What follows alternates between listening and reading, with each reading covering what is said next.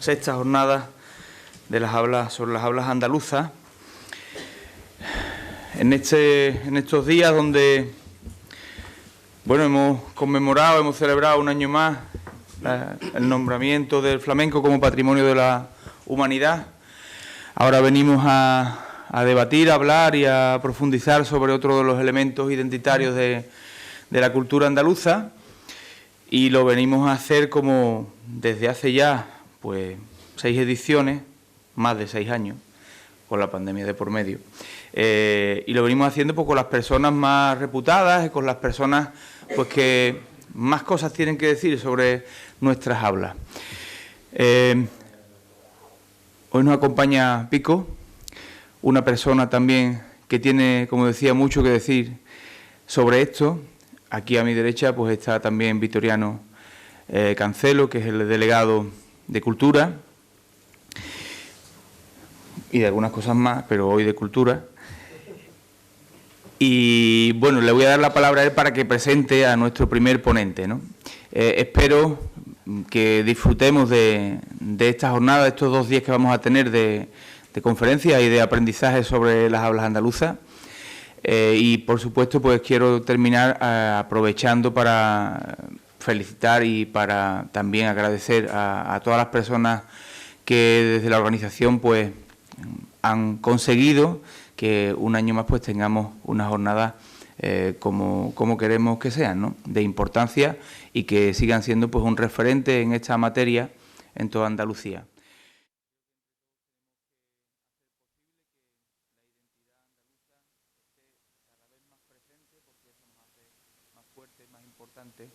Y sobre todo profundiza en el calado de nuestra cultura y de todo lo que somos, que no somos fruto de un día, sino de miles de años de historia.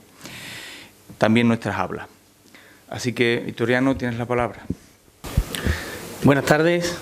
Modesto González, alcalde del excelentísimo Ayuntamiento de Coria del Río, miembros de la Corporación Municipal, estimado David, o como diría Pepe da Rosa, Maese Vico, queridos vecinos y vecinas y participantes de estas sextas jornadas de hablas andaluzas, bienvenidos todos a este salón de plenos de Coria del Río.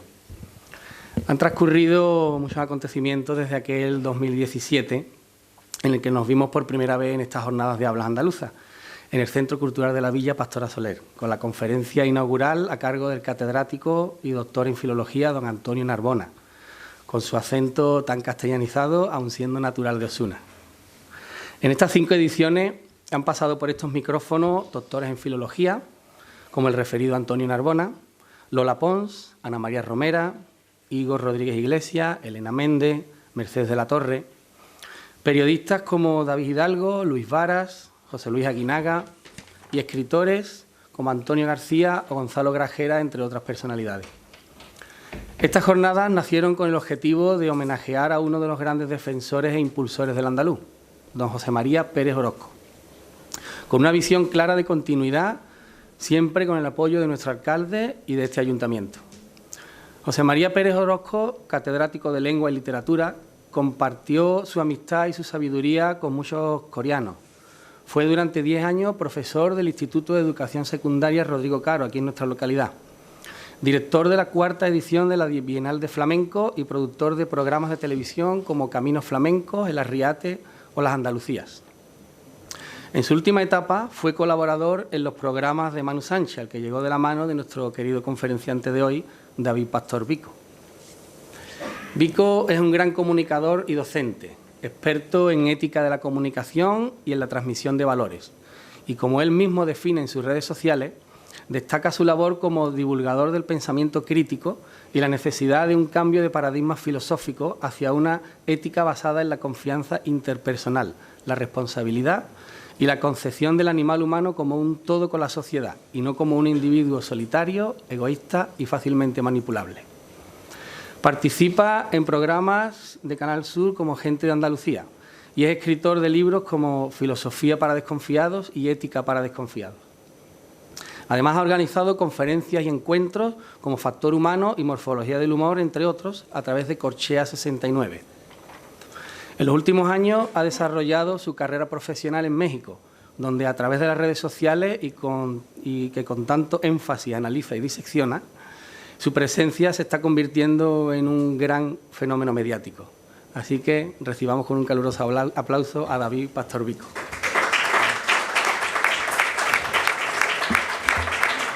Bueno, muchísimas gracias ante todo por esta invitación. Os pongo en antecedentes del por qué estoy yo aquí. Yo no soy un especialista en lenguaje. Sí creo que ya los años me avalan y los estudios también, que soy más un especialista en comunicar, en comunicación, más que en el propio uso del lenguaje, ¿no? Mi parcela de trabajo dentro del mundo de la filosofía y de la ética de la comunicación es, por cierto, han dejado las llaves del castillo por aquí, es analizar dentro de las posibilidades cómo se presenta la información en medios de comunicación al uso, redes sociales, discursos políticos, ver cómo se presenta esta información para conseguir una respuesta, sobre todo moral, en la gente que está en el otro lado. Esto me pone en el sitio de los malos, lo reconozco, me pone en el sitio de los malos, pues porque he tenido que dar, no aquí en España, pero sí en México, pues muchísimas asesorías a políticos de cualquier tipo de color, ante los devenires que se le venían, pero entenderán ustedes que a pesar de ser filósofo, a mí me gusta comer como mínimo 3 veces al día, ¿no? Entonces, bueno, pues uno tiene que saber un poquito de todo y dedicarse a lo que sabe. A mí me invitan para las primeras jornadas hace 6 años, me invita Sebastián, que ya le perdí la pista, por ahí andará, me invita Sebastián hace 6 años a estas primeras jornadas y yo no podía venir. Y no podía venir porque es que yo no estaba en España, yo estaba en México. Yo llevo en México desde el año 2013 y me hubiera encantado venir. Me hubiera encantado venir por muchos motivos. Primero, porque me encanta mi tierra y me hubiera encantado estar aquí en el año 2017, si no me falla la memoria, que es cuando arrancan estas jornadas. Me hubiera encantado venir por eso, para empezar. La segunda, me hubiera encantado venir porque pues, no, esto es un sitio maravilloso y mis inicios radiofónicos fueron en Puebla del Río, en Radio Marisma, y bueno, pues la zona me la he pateado bastante en mi juventud, ¿no? Cuando era, como dicen en mi pueblo, yo ahora vivo en Utrera, cuando era chavea, pues me pateaba todo lo que podía por aquí, ¿no? Y tercero, y creo que más importante, porque yo siempre he considerado a José Mari un buen amigo.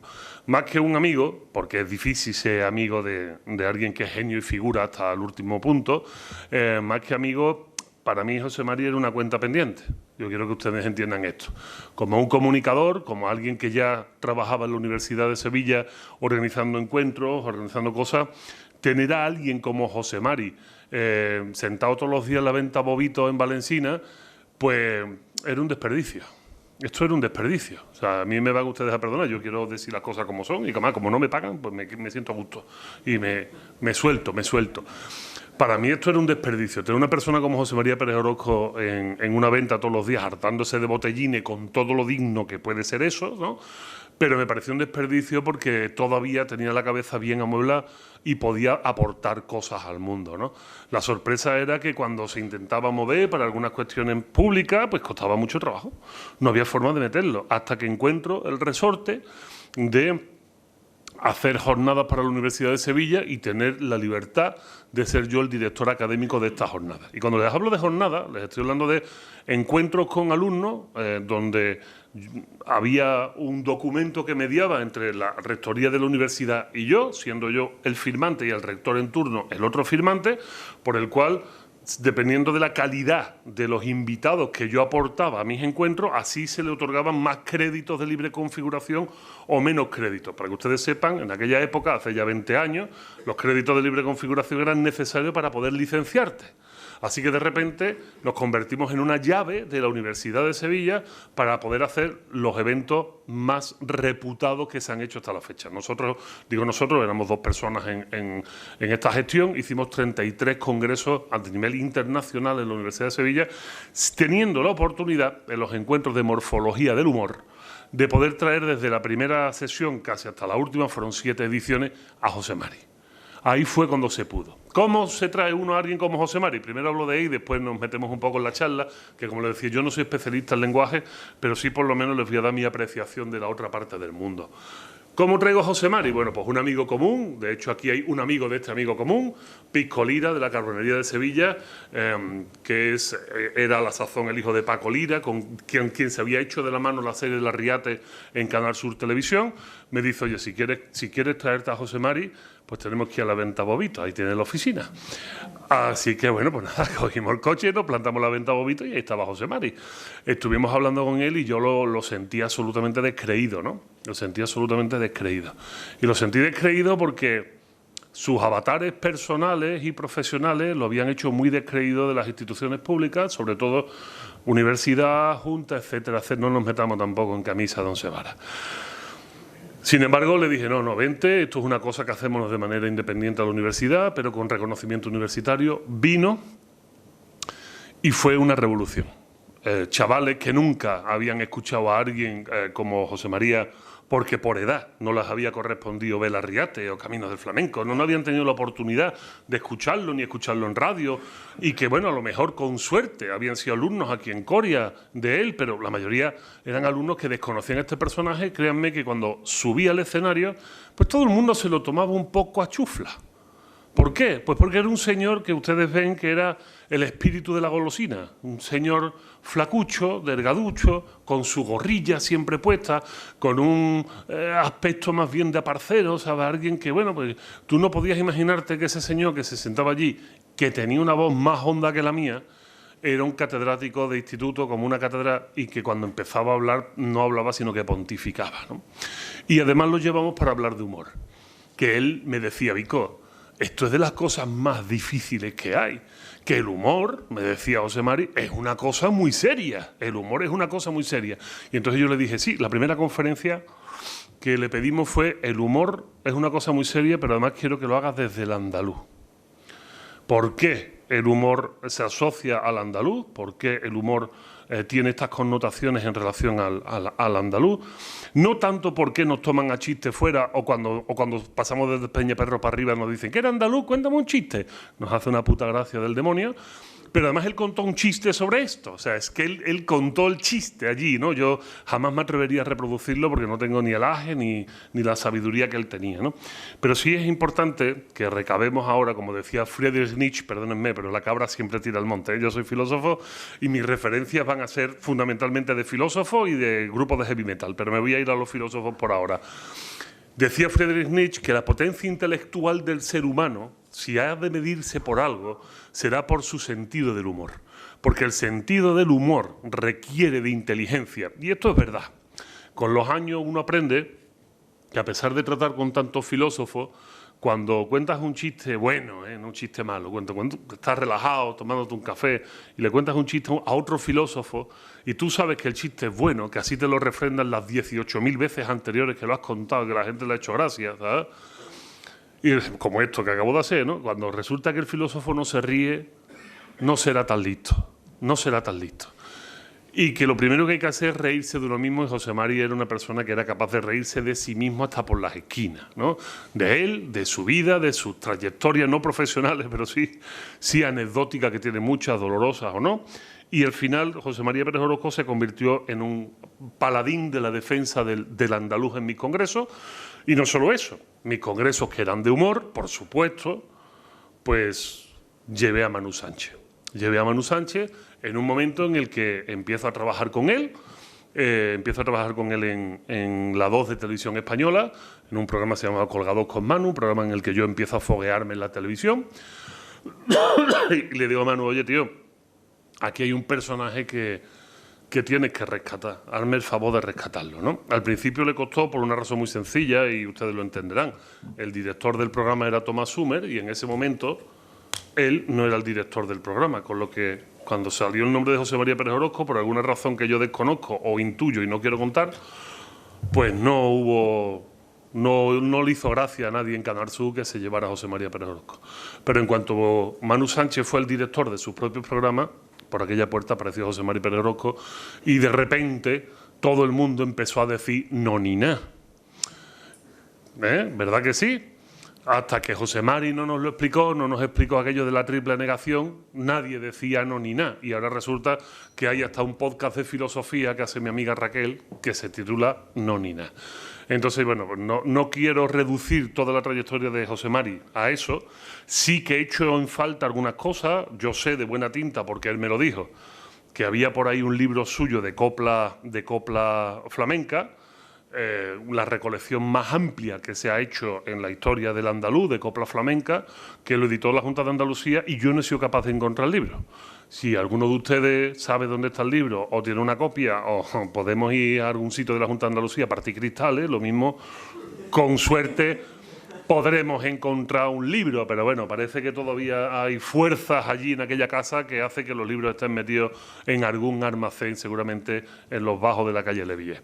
Sea como sea, hay que reconocer que si estamos aquí, no solo es por las hablas andaluzas, estamos aquí es por él, ¿no? Es por él, en su trayectoria, le digo, genio y figura, con sus luces, con sus sombras, como todos los seres humanos, pero alguien que defendió mucho. Y fue de él, y ahora ya me meto un poco en esta percepción de las hablas andaluzas en Hispanoamérica, que me parece muy interesante que traigamos este tema, que además de lo único que yo puedo hablar, porque mire usted, yo hablo andaluz por accidente, como todos ustedes. Es un hecho circunstancial nacer en Andalucía, pero sobre todo es un hecho accidental. Nosotros no tenemos la culpa de haber nacido en el mejor sitio del mundo. O sea, yo no tengo la culpa de esto. O sea, ya he nacido aquí, ya qué lo voy a hacer. Yo ni siquiera nací aquí. Yo nací en Bélgica, créanme, muy diferente a aquel rincón, aquel meandro del río Mosa donde yo nací, a las orillas de la Citadel en Namur, que esto. Mi padre era sevillano, sigue siéndolo, mi madre es jienense, emigrantes andaluces como tantísimos del mundo del campo y del mundo de la ciudad con hambre, que eran los que se iban, que no me cuenten milongas, ¿no? Eso de que hubo por ahí un ministro que decía que la gente se iba a investigar. Investigar tiene tu guasa. Investigar lo que es comer caliente, ¿no? 3 veces al día, a ver qué era esto de comer caliente. ¿No? Es que tenían espíritu de aventura, se me va usted mucho a la mierda, ¿no? Pero bueno, así pasa a veces, ¿no? Hay cosas políticas que no se justifican de ninguna manera. Mis padres eran andaluces, mis padres se conocieron en la Casa de Andalucía en Bélgica, en una de las ciudades de Bélgica atestadas de andaluces. Por eso me hierve la sangre también cuando hoy, que muchas de nuestras ciudades están atestadas de emigrantes, los miramos de soslayo y no nos acordamos que nuestros padres y nuestros abuelos pasaron por lo mismo.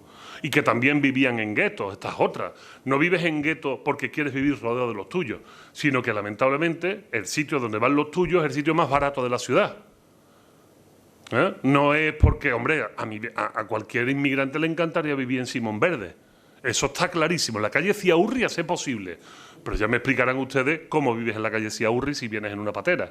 Al final acabas metido en el único sitio que puedes pagar. Y el único sitio que puedes pagar normalmente son barrios muy humildes, barrios muy antiguos, como el Cerezo, en la avenida Doctor Fedriani en Sevilla, enfrente del Hospital Virgen Macarena, que fue donde yo me tuve que ir a vivir con mi esposa cuando recién casados dijimos dónde coño nos metemos si yo no gano un duro, ¿no? Y acabamos en un barrio que estaba eminentemente lleno de ecuatorianos, peruanos, bolivarianos, bolivarianos porque eran de Bolivia, bolivianos, no porque ya que no eran pro-iraní ni nada de esto, entiéndanme. Hace muchos años de esto, digamos, y ni sus luces habla de esto. Y sin embargo, como les digo, para mí el hablar andaluz, que es mi habla natural, a pesar de que tuve que quitar mi acento en algunos momentos. Yo he trabajado, he hecho doblajes cinematográficos, y cuando haces doblajes cinematográficos tienes que quitar tu acento, o tenías que quitarlo. Ahora ya estoy viendo, después de muchos años, que parece que las diferentes hablas españolas, no solo la andaluza, las diferentes hablas españolas están empezando a respetar un poco esto, ¿no? Claro, es muy difícil si estás doblando a alguien que viene de Arkansas. No puedes, ¿no? ¿Cómo le vas a meter acento andaluz? Sin embargo, recuerdo hace 30 años hicieron Televisión Española una serie maravillosa donde se encontraba Dalí con Lorca en una cafetería. No sé si ustedes se acuerdan de aquella serie. Y Dalí hablaba un perfecto español con acento catalán y Lorca hablaba un perfecto español de Madrid. Y yo decía, no, tienen ustedes muy mala follada, que diría precisamente un granaíno. O sea, un granaíno diría esto. Y Lorca era granaíno y Lorca seguramente diría eso. No me hagan ustedes esto. Pero bueno, durante mucho tiempo parece que estuvimos denostados. Fue José Mari el que en un congreso explicó algo que yo no había escuchado en mi vida. Yo no soy experto en lenguaje y no lo había escuchado en mi vida. Y después hay un vídeo por ahí por internet que lo repitió en el programa con Manu Sánchez y explicó que durante los 200 y pico de años del inicio del Imperio Español en América, todos los barcos, y esto sí era sabido por todos, salían de Sevilla fundamentalmente, y cuando el río se anega de lodo salen de Cádiz. Y resulta que si vemos el triángulo que forman las tres ciudades, Málaga, Cádiz y Sevilla, ciudades, no las periferias, no los pueblos, las ciudades, la particularidad lingüística del andaluz de estas tres ciudades es que cesea y no cecea. Yo ahora vivo en Utrera y mi esposa se llama Susana. En Utrera se llama Zuzana. En Sevilla se llama Susana. En Sevilla te tomas una cervecita, en Utrera te tomas una cervecita. Entendemos la diferencia entre el ceseo y el ceceo fácilmente. Esto es de las pocas cosas de lenguaje que yo os voy a poder explicar, ¿de acuerdo? Y resulta que en este triángulo que forman estas tres ciudades, sobre todo el eje Sevilla-Cádiz, que son ciudades ceseantes, es donde toda la emigración española que quería montarse en un barco y hacer las Américas, entiendan ustedes, gente que no tenía ni un céntimo, fundamentalmente, gente que si quería pagar un pasaje de barco tenía que vender una casa que no tenía, o sea, gente que lo pasaba muy mal. De hecho, si leen ustedes a Rinconete y Cortadillo, la novela ejemplar de Cervantes, se dan cuenta de que la picaresca surge alrededor precisamente de esta ciudad de Sevilla que se convierte en el paso obligado de todos los españoles para montarse en un barco e irse a América. Pero irse a América de encomendero, o sea, os lo explico fácil, para el que no lo sepa, si hay un profesor de historia, aceptaré que se quite un zapato y me lo tire a la cabeza, ¿de acuerdo? O sea, yo acepto mi ignorancia desde el minuto número 1 y si fallo, pues que me lo corrijan. Que yo. Decía Sócrates, yo solo sé que no sé nada, ¿quién soy yo para discutir al jefe? O sea que ustedes sin miedo. Pero sí es cierto que la Casa de la Contratación, el archivo de India, ¿no? Pero la Casa de la Contratación era un sitio donde tú ibas, decías a qué te dedicabas y si no tenías un duro, que era lo normal, que no tuvieras la posibilidad de viajar a América, tenías que esperar entre 2 meses y 2 años para que hubiese una necesidad de un oficio como el tuyo para llevarte. Obvio si eras un maestro arquitecto o un maestro albañil, pero albañil no hace casas, sino hace catedrales, es lógico que rápidamente te mandaran para América, no donde tú quisieras. Esto es muy importante, donde hubiera la necesidad. Tú llegabas a la Casa de la Contratación de Sevilla y decías, hola, muy bueno, ¿usted qué es? Yo soy arquitecto. Ah, muy bien. ¿Cómo se llama usted? David Pastor Vico, arquitecto. ¡Ran! Y te apuntaban en un papel.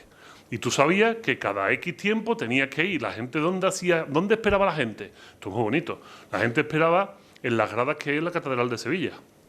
De hecho, allí van a ustedes a encontrar un azulejo donde sitúan parte de la novela ejemplar de Rinconete y Cortadillo, ahí en las gradas, y ahí es donde se daban los pequeños robos, los pequeños hurtos, por ahí es donde hacían este mundillo sátrapa, este mundillo de la picaresca, ¿no? Hacía sus aqueles.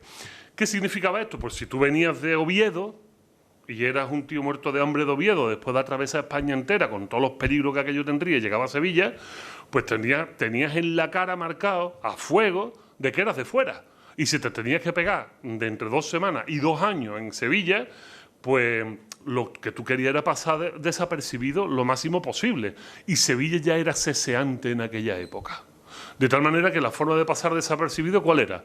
Pues pilla rápido el acento, que no digan que eres de Oviedo, porque va a llegar listo y te va a rajar la bolsa, o te van a engañar, o vas a tener un problema, ¿no? Van a llegar el pícaro.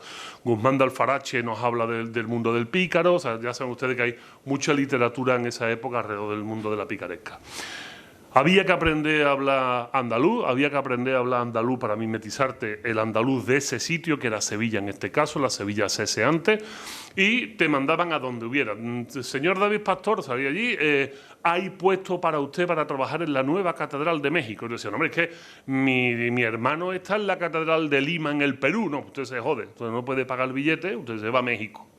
De tal manera que de esta forma se irradia el acento y las hablas andaluzas, se irradian por todo el continente americano desde el norte de Estados Unidos, porque España no se queda en el norte de México, lo que ahora es México, sino que sube mucho más hasta Utah, sube a zonas muy altas de Estados Unidos, aunque después los mexicanos, poco después de independizarse, decidieron, por alguna razón que no entendemos todavía, perder la mitad de su territorio y todavía no lo están echando en cara, y hasta Tierra de Fuego, Ushuaia Tierra de Fuego, o sea, es la lengua andaluza, y son las madres también que se montan en esos barcos para acompañar a los maridos o las mujeres que finalmente acaban casándose con los de allí, los que enseñan a hablar a sus hijos con este idioma. Por eso hay una particularidad del español de América Latina. No me gusta mucho la palabra América Latina, yo prefiero decir Hispanoamérica, creo que es más sensato, ¿no? Porque estamos hablando además del habla andaluza, no del francés ni del portugués, que es lo que englobaría a América Latina, que además es un invento del siglo XIX que hicieron los franceses. Bueno, podemos hablar de eso en otro momento. Pero la realidad es que no hay nadie que cecee, ni que pronuncie la C y la Z desde la frontera de México, en el norte, desde Ciudad Juárez hasta Ushuaia, Tierra del Fuego. Todo el mundo cesea. Y esta es la realidad que yo me encuentro cuando me llaman a trabajar en la universidad más importante en lengua española del mundo. Estas cosas nos ponen en nuestro sitio, ¿eh? O sea, que nosotros digamos que la Universidad de Salamanca, la Complutense de Madrid, Alcalá de Henares, la Universidad de Sevilla, sí, son fantásticas y magníficas universidades, pero la universidad más importante, mejor ranqueada, o sea, que está en el estatus más alto de todas las universidades del mundo, la primera en lengua hispana, no está en España, está en México. Esto es para que nos lo apuntemos, ahí en la barra de hielo, como diría aquel, para que no se nos olviden las cosas. Apuntémoslo, muy importante, está en México. Y cuando voy allí, me acuerdo de José María a cada momento, porque allí es donde me estoy encontrando constantemente las particularidades de nuestra habla, pero con una evolución diferente. Es lógico, hay una evolución diferente. Sin embargo, y esto sí quiero ponerlo, quizás esta charlita que nos peguemos aquí vaya muy entroncado a esto. Hay en Hispanoamérica, y sobre todo en países como México, hay otros países donde esto se diluye más. Pero en países como México se hizo toda una campaña, 50 años después de la independencia. Hace frío, ¿no? Sí. No, darle un pellizco a esto. Quítalo, que si sudo yo no pasa nada. No quiero que se me vaya la gente acojona de frío y no porque sea muy aburrido. ¿No? Que eso, ya está. Ahora dentro de un ratito lo ponemos otra vez. Porque el que va a sudar soy yo. Bueno, pues resulta que 50 años después de la independencia, saben ustedes que perdónenme que me ponga un poco pedante con la historia, ¿vale? Pero es que si no enmarcamos históricamente las cosas, después perdemos el suelo, perdemos el piso de lo que estamos hablando. Todos los movimientos de independencia de Hispanoamérica vienen, de alguna manera, de la mano de Napoleón. Napoleón entra en España, el rey de turno, muy listo, el Borbón, se deja convencer de que Napoleón quiere invadir Portugal, y lo que hace es abrirle las puertas de España para que invada Portugal, y claro, Napoleón tonto no era, sería francés, pero tonto no era, ¿no? Y lo que hizo fue conquistar España y poner al borracho de su hermano como rey en aquel momento, ¿no? Como gobernante en aquel momento. ¿Qué pasa con los países americanos? En contra de lo que mucha historia nos ha contado, ningún país americano quería independizarse realmente de España en ese momento. Hablamos del año 1820 aproximadamente. Ningún país quiere independizarse de España. Lo que pasa es que lo que no quieren es estar dominados por los franceses. Creo que es un giro bastante importante. Yo no quiero que esta conferencia se convierta en ir en contra de la leyenda negra, pero no estaría mal hablar un poquito de esto, ¿no? Porque van ustedes a entender por qué y la relación que tiene esto con las hablas andaluzas, o por lo menos con mi experiencia allí con el habla andaluza. De hecho, en México, el 15 de septiembre del año 1921, si no me falla la memoria, el cura Hidalgo, en el pueblo de Dolores, el cura sale allí y empieza a gritar lo que hoy dicen los mexicanos, que grita por la independencia. Y dice algo así como: viva México, mueran los gachupines. Los gachupines somos nosotros, ¿vale? O sea, los gachupines son los españoles. Porque hay una expresión que es de origen náhuatl, que es gacho. ¿Qué gacho? Gacho significa qué asco, qué malo, qué porquería. ¿De acuerdo? Ya. Para que se pongan ustedes en antecedentes de cómo nos tratan allí de vez en cuando. Y entonces de la palabra gacho, que es algo da un poco de asquete, que no es algo agradable, viene gachupín. Nosotros somos gachupines. Si ustedes van a México y te dicen, ¿qué pasó, gachupín?, estás en tu libertad de cruzarle la boca de un manotazo, ¿sabes? Porque es un insulto y se toma como un insulto, ¿eh? Gachupín es un insulto y que, bueno, pues ahí está para que ustedes lo sepan. Sin embargo, no es verdad. Y no es verdad porque había un cronista al lado. Pues los españoles somos muy pejigueras. O sea, a lo mejor en España no lo hicimos bien, pero en todos los pueblos de España hay un cronista. Tenemos un cronista aquí en Coria, ¿verdad? ¿Lo hubo? Pues tiene que volver a verlo. Pues si lo tienen en Cañada Rosal, cojones, y tienen 3.000 habitantes, que no lo hay aquí, ¿sabes? Es necesario. Todos los pueblos españoles han tenido siempre por tradición cronistas. Y Dolores no iba a ser menos. El pueblo de Dolores en el estado de Guanajuato no iba a ser menos. Y hay una crónica. Y no.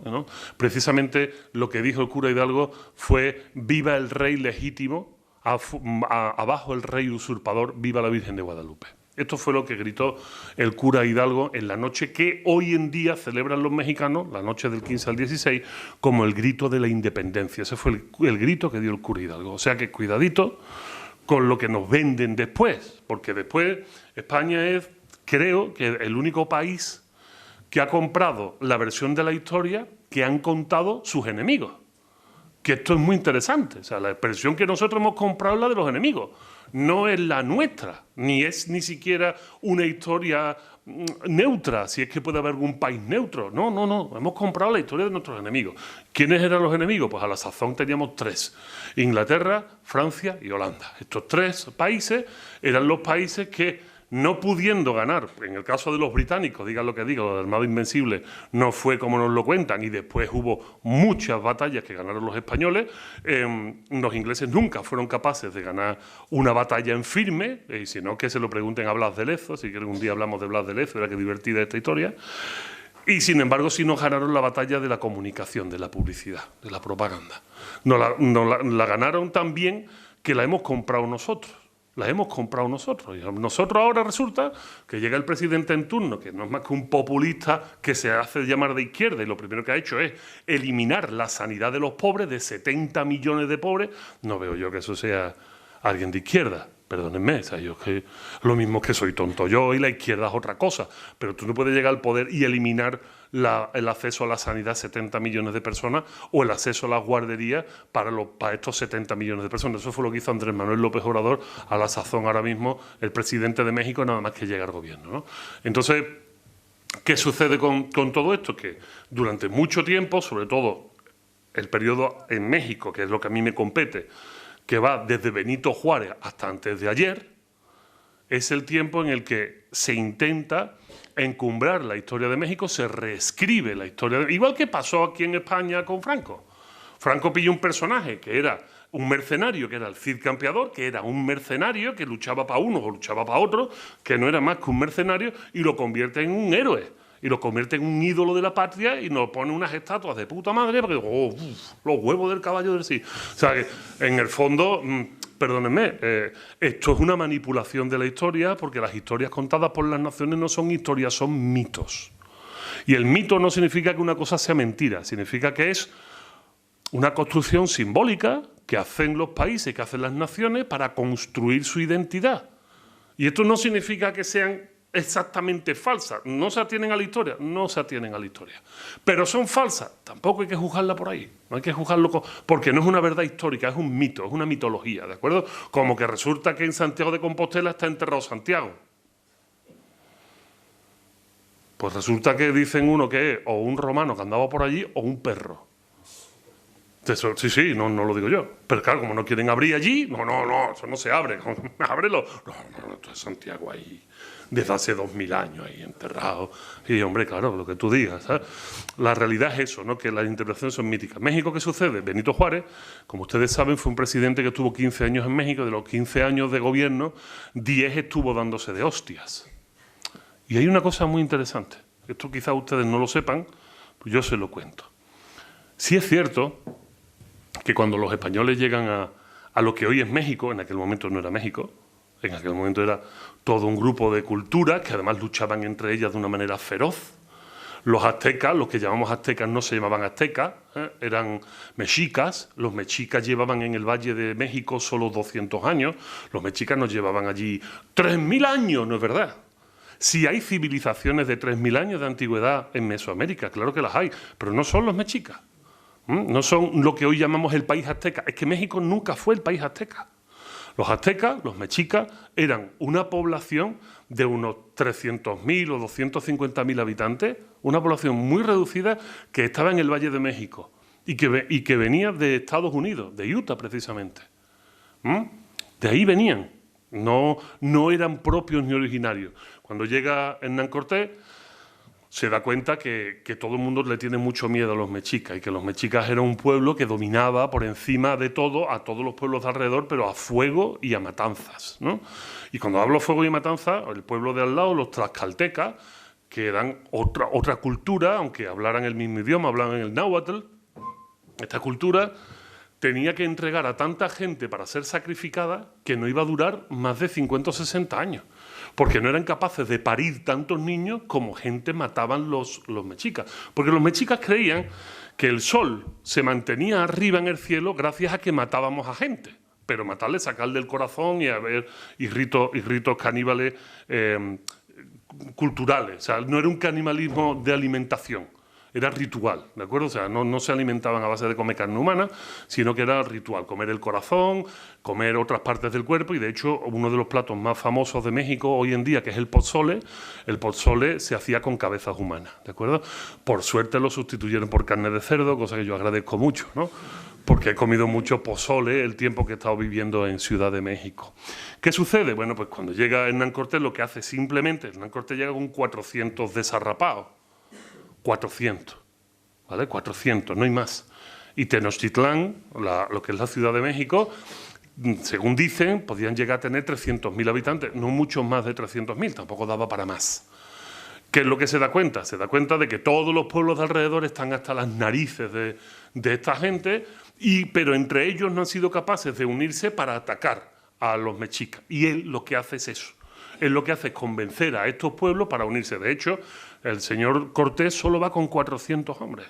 400. Había 15 millones de habitantes en el continente o en el espacio que hoy llamamos México. 15 millones de habitantes cuando llega Hernán Cortés. Solo en la Ciudad de México son 300.000 y él consigue un ejército de 10.000 hombres. Perdón, 100.000 hombres. Esa es la cifra, 100.000 hombres. Porque él son 400. ¿De dónde son todo el resto? Pues son de todos estos pueblos que están hasta las narices de los mexicas. Y se unen a él, ¡pam!, y dan el golpe. O sea que lo que nos han vendido de la llegada de los españoles a Tenochtitlán, que llegaron con cuatro cañones y con 12 caballos. O sea, no llegaron con una caballería allí arrasando y venga, ¡pum!, pólvora para los... No es verdad. No es verdad. Llegaron con la fuerza de la palabra y llegar al acuerdo con los pueblos de alrededor. Se conquista Tenochtitlán, más tarde que temprano, aunque la historia da para mucho y podríamos estar hablando de eso. Y finalmente, una vez que Hernán Cortés consigue hacerse con la ciudad, lo que llega son a acuerdos con los otros pueblos que le habían ayudado. Y todos aquellos otros pueblos que él va conquistando, los conquista de una manera muy sencilla. ¿Te unes junto a los que están aquí o vamos contra ti? ¿Y qué significa unirse? Pues significa que el sistema de castas que tenían cada tribu, cada cultura, se mantiene. Esto es otra cosa que la gente no sabe. En ningún caso se impone a un español, porque es que no había, es que había 400 españoles, que eran muy poco, la población de españoles era miserable. Entonces no se puede imponer un español, lo que se hace es llegar a acuerdos con las casas gobernantes de las diferentes tribus, cultura, para que nadie se ofenda. Y así es como se va conquistando. ¿Hay otros que son beligerantes? Claro que hay otros que son beligerantes. ¿Que se los pasan a cuchillo? Estamos hablando de hace 500 años. O sea, no estamos... mire lo que está pasando en Gaza. Mire lo que está pasando en Gaza. Imagínense hace 500 años. Claro, que hubo momentos sangrientos y que hubo una serie de cosas. Pero sin embargo, y aquí es donde esto se pone muy interesante, España había dado, y esta tierra sobre todo, había dado algunos ingenios académicos muy interesantes. En 1492, como todo el mundo sabe, Elio Antonio de Nebrija, Lebrija hoy en día, escribe la primera gramática del castellano. La primera gramática la escribe Elio Antonio de Nebrija. Pero no solo era la primera gramática castellana, era la primera gramática. Es que este tío escribe la primera gramática del mundo moderno, de lo que en aquel momento era el mundo moderno, en el mundo. Los franceses no lo habían escrito, los ingleses no lo habían escrito, la escribe Elio Antonio de Nebrija. Y resulta que Elio Antonio de Nebrija, esa gramática, la llevan los frailes en sus sajones y en sus bolsas cuando cruzan el océano Atlántico. Y cuando llegan a América, una de las cosas que tienen clarísima es que no se puede enseñar español a los 15 millones de habitantes que hay allí. O sea, ¿qué fuerza necesitas de profesores para enseñar a 15 millones de habitantes el español? Lo que tienes que hacer tú es aprender el idioma que hablan ellos. Y esto es sorprendente, porque esta parte tampoco nos la suelen contar. Sin embargo, están en los libros de historia y a poco uno escarbe se lo encuentra. Resulta que lo que hicieron los frailes españoles que llegaron allí con la gramática de Elio Antonio de Nebrija, tanto a México como al Perú, es decir, tenemos aquí una gramática de cómo hay que estructurar un idioma. Aquí, ¿cuál es el idioma que se habla? El náhuatl. Pues vamos con el náhuatl. Y hacen una gramática del náhuatl. Porque el náhuatl era un idioma hecho a base de...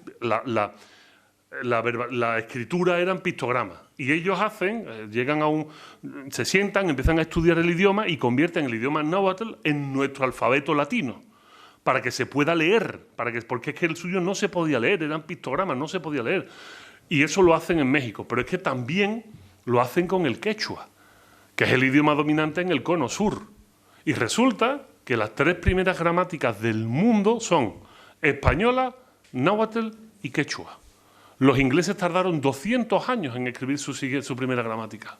Los franceses, más o menos, entiendo que igual. Supongo que hasta el periodo de la Ilustración francesa no le meterían mano al tema de la gramática. Y sin embargo, los españoles sí lo hicieron. ¿Por qué? Pues porque se respetaba la lengua que ellos hablaban. Mientras que la lengua que hablaban todos los españoles que estaban allí, pues era fundamentalmente el andaluz o el extremeño. Y si ustedes han ido a Extremadura y hablan con un extremeño, no hay tampoco grandes diferencias, ¿de acuerdo? No hay tampoco grandes diferencias. Estamos muy, muy pegados. A mí esto me lo había dicho José Mari, y cuando yo llego a México me llevó alguna sorpresa. Sí es cierto que no tuve que aprender a hablar de nuevo. Yo en México doy las conferencias como las doy aquí, y lleno auditorios con 4.000 o 5.000 personas, y he dado 1.000 conferencias en 10 años. O sea, yo no he tenido nunca problemas de comunicación. El único problema que he tenido con ellos es que hablo muy rápido. Pero eso también me pasa hablando con andaluces, exactamente hablando con alguien de Coria. Hablo muy rápido. Yo hablo más que un vendedor de peine y hablo muy rápido. ¿Qué se le va a hacer? No tengo la culpa. He hablado muy rápido. Lo único que tenía que hacer era el chiste de Manu Sánchez cuando va a Toledo a dar un monólogo y le dice a los castellanos, miren, yo sé que los andaluces hablamos muy rápido. Yo voy a hablar más lento, pero ustedes háganme el favor de escuchar más rápido. ¿Ah? Entonces yo este chiste de Manu se lo he robado muchísimas veces en mis conferencias en México y funciona. Por lo menos a la gente se le queda algo simpático. Sin embargo, sí es cierto que de todos los acentos posibles que llegan los españoles allí hoy en día, el andaluz es el más agradecido. Es el más agradecido. ¿Por qué? Pues porque hay familiaridad. Hay mucha familiaridad. Lo primero es que no pronunciamos la C. Yo sí lo hago, pero por un defecto de, como les he dicho, he sido actor de doblaje. En la academia hace 25 años, cuando salías de la universidad o salías de Andalucía, ibas a un congreso internacional o lo que sea, nos daba un poquito de vergüencita hablar en andaluz, ¿eh? Había ese prurito de, van a decir que soy un cateto, ¿no? Y entonces, de alguna manera, uno intentaba enmascararlo. Esto es imposible, enmascarar andaluz es imposible, ¿no? Porque yo pienso en andaluz, no solo hablo en andaluz, es que pienso en andaluz. Entonces, al pensar en andaluz no puedo enmascararlo. Puedo disimular un poquito, pronunciar la C en algún momento y no la C, como podría ser, pero cuando estoy en México, pues me aprovecho de este rasgo y ceseo mucho. Entonces, ¿saben qué pasa? Que no saben de dónde soy. Esto es maravilloso. Esto es maravilloso. Porque, lamentablemente, el español que les llega a ellos, el acento español que les llega a ellos es el acento del cine, de las series de televisión o de algún cantante que de vez en cuando abre la boca y la caga, como suelen hacer los cantantes. Los cantantes lo que tienen que hacer es cantar y no hablar. Y entonces, ellos, el acercamiento al español moderno lo tienen con el cine, con las películas, con la información que les llega de otros sitios. Y como ahí han excluido el andaluz históricamente, porque ahí solo salía el andaluz cuando era una chacha o era un yonki o era el portero de la vecindad o era el más arrastrado de la serie, pues claro, ellos lo escuchaban como diciendo, bueno, pues tiene una particularidad, pero no son capaces de ubicarlo bien. Esto no solo pasa en México, ha pasado en Cuba, me ha pasado en Guatemala, esto es muy divertido, me ha pasado en el sur de Estados Unidos. Llegas, empiezas a hablar y la gente se te queda idiotizada escuchando. ¿Habéis visto cuando hablan los argentinos? Y que los españoles dicen, oh, qué bien hablan los argentinos, oh, qué bien habla. Son las cosas que acontecen en la rúa, ¿no? Y, oh, qué bien habla el argentino, ¿no? Y en verdad lo que ha dicho, las cosas que pasan en la calle. Es lo que ha dicho el argentino. Pero el argentino para nosotros como que nos seduce, nos gusta escucharlo. Bueno, pues sucede exactamente igual con el andaluz. Con una diferencia, que no saben de dónde es este acento. He estado en Cuba y estando en La Habana varias veces y en la Universidad de La Habana, hablando con gente que no sabía que yo era de Sevilla. Todos daban por hecho de que yo era caribeño. Todos daban por hecho. ¿De dónde eres? ¿De qué isla? Pero, oh chico, ¿tú de dónde eres? ¿No? Que es como te hablan los cubanos, que es precioso, que el mundo de los acentos es una maravilla, ¿no? Y yo jugaba con los cubanos. Siempre que voy a Cuba juego con los cubanos, ¿no? Porque el cubano, además, pues vive una situación muy complicada, entonces se tiene que buscar la cagar lagarto por donde sea, ¿no? Entonces, no te rías, chiquillo, que esto es lenguaje formal. Y esto es una metáfora de la vida. Es cierto, el cubano tiene que buscarse las habichuelas donde pueda. Entonces el cubano se te acerca, muy simpático, con una sonrisa de oreja a oreja. Y en el fondo lo que quiere es que lo invite un mojito o que lo lleve. Si habéis ido a Cuba ya sabéis de lo que estoy hablando, ¿no? Entonces yo le decía, no, tío, es que ahora mismo no. Y empecé a hablarle en andaluz, pero en el andaluz de mi barrio, de San Diego, el andaluz más andaluz posible. Ay, chico, ¿de dónde tú eres? Y yo decía, adivínalo. Y no daban con la tecla. Imposible que dieran con la tecla. ¿Ah, tú eres chileno? No. ¿Ah, tú de Costa Rica? No. ¿De Panamá? No. ¿De Guatemala? No. ¿Ecuador? No. Nadie da con la tecla. O sea, eres andaluz y no saben de dónde eres. Pero ninguno piensa que eres español. Todos dan por hecho de que eres de esa parte del Atlántico para allá. Eso es una realidad. Decirle que eres español, imposible. No te lo creen. Y esto es muy bonito. Y esto es muy bonito porque esto lo que demuestra realmente es que dan por hecho que nuestro acento es suyo. Dan por hecho que nuestro acento andaluz es suyo. Y esto es muy bonito. Sobre todo lo más bonito es la cara de decepción que ponen cuando le dicen, hombre, yo soy de España. ¿O qué pasó?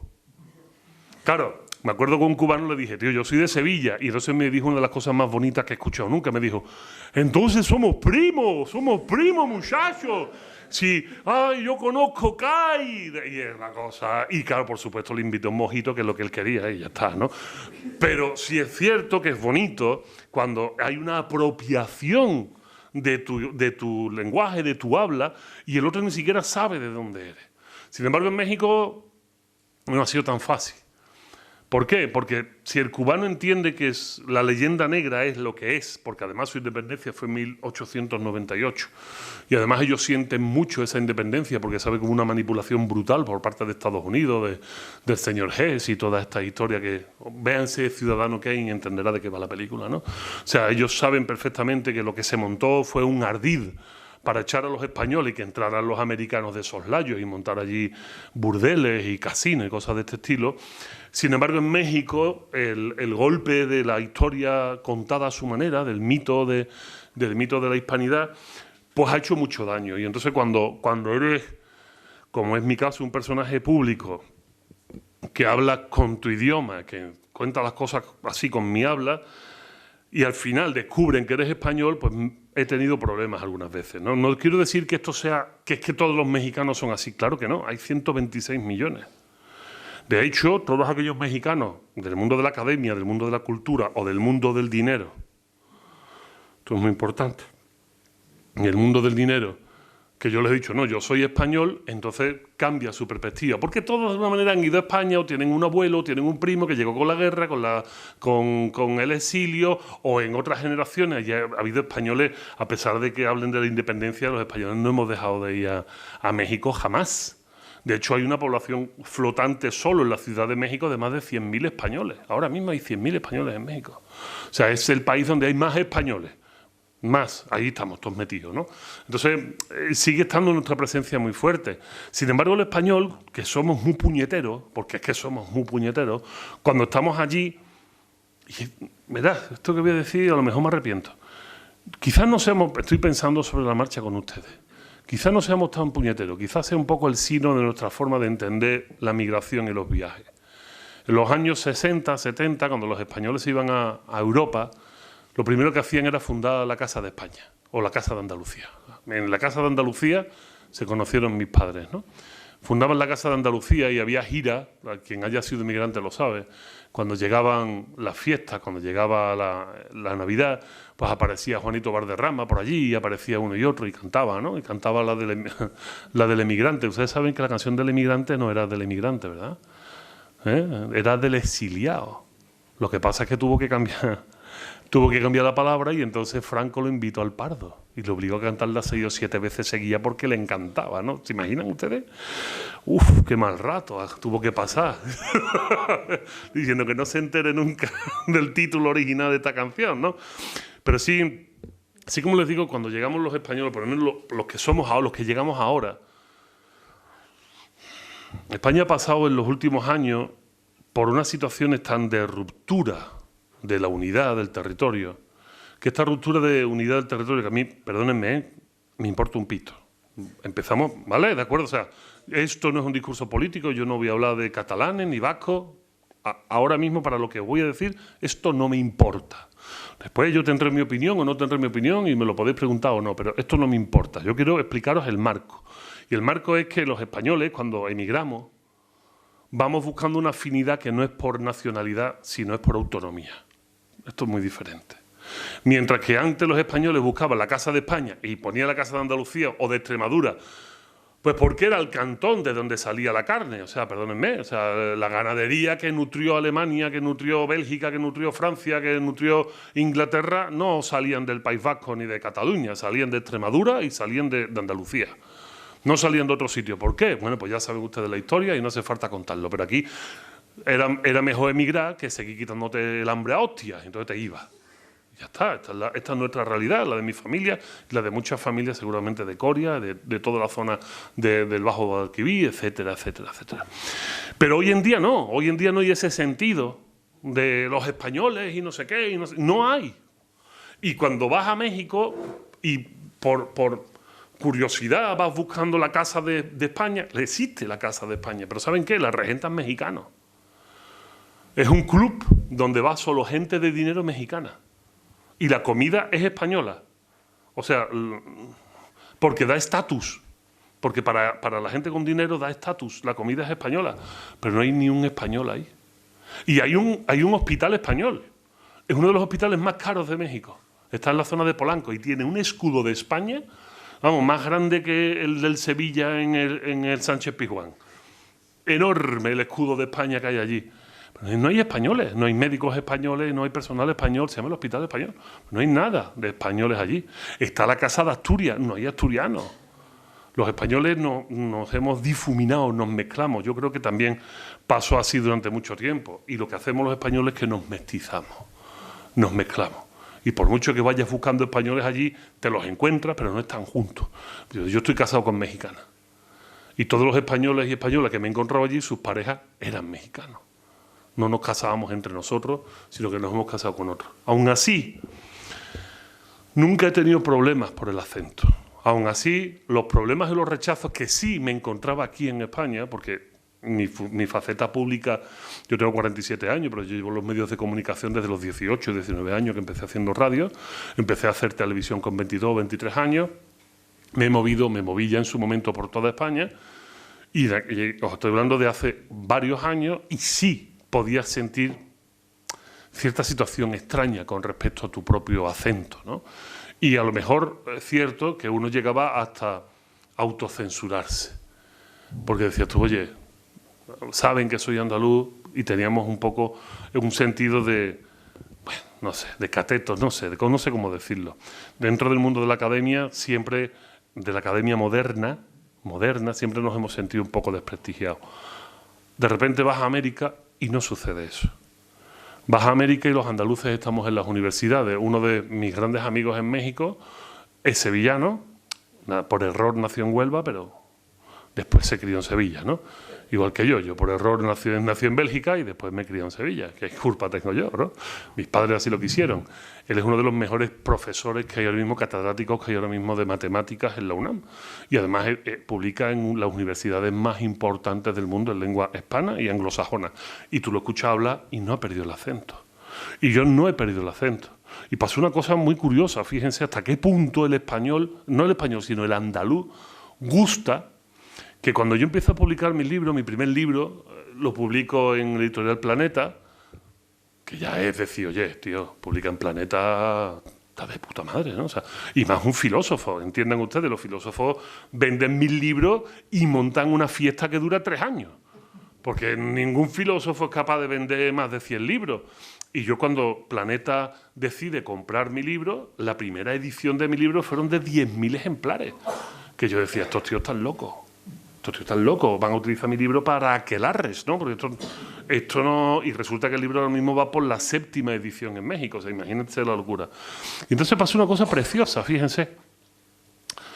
Me piden de la editorial, y esto creo que es una anécdota muy bonita, me piden de la editorial que si pudiera yo hacer una prueba para leer mi libro, para hacer el audiolibro. Ustedes saben que los audiolibros están muy de moda, ¿no? En ciudades y países como Latinoamérica están aún más de moda, porque el tiempo que tú pasas en el transporte público es demoledor. La Ciudad de México tiene 100 kilómetros de punta a punta. O sea, es como ir de Sevilla a Huelva y no dejar jamás de ver casas y edificios. Y semáforos. No hay como un tiro de Sevilla a Huelva, ¿no? Sino ir de Sevilla a Huelva tardas 4 horas porque hay semáforos, semáforos, semáforos, semáforos. Eso es la Ciudad de México.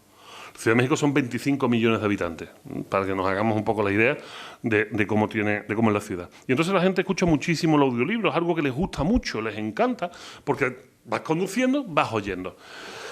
Me hicieron la prueba y yo, la verdad, me sentí muy halagado, ¿no? Por el hecho de que quisieran que yo grabara mi audiolibro, pero dije, yo hablo en andaluz.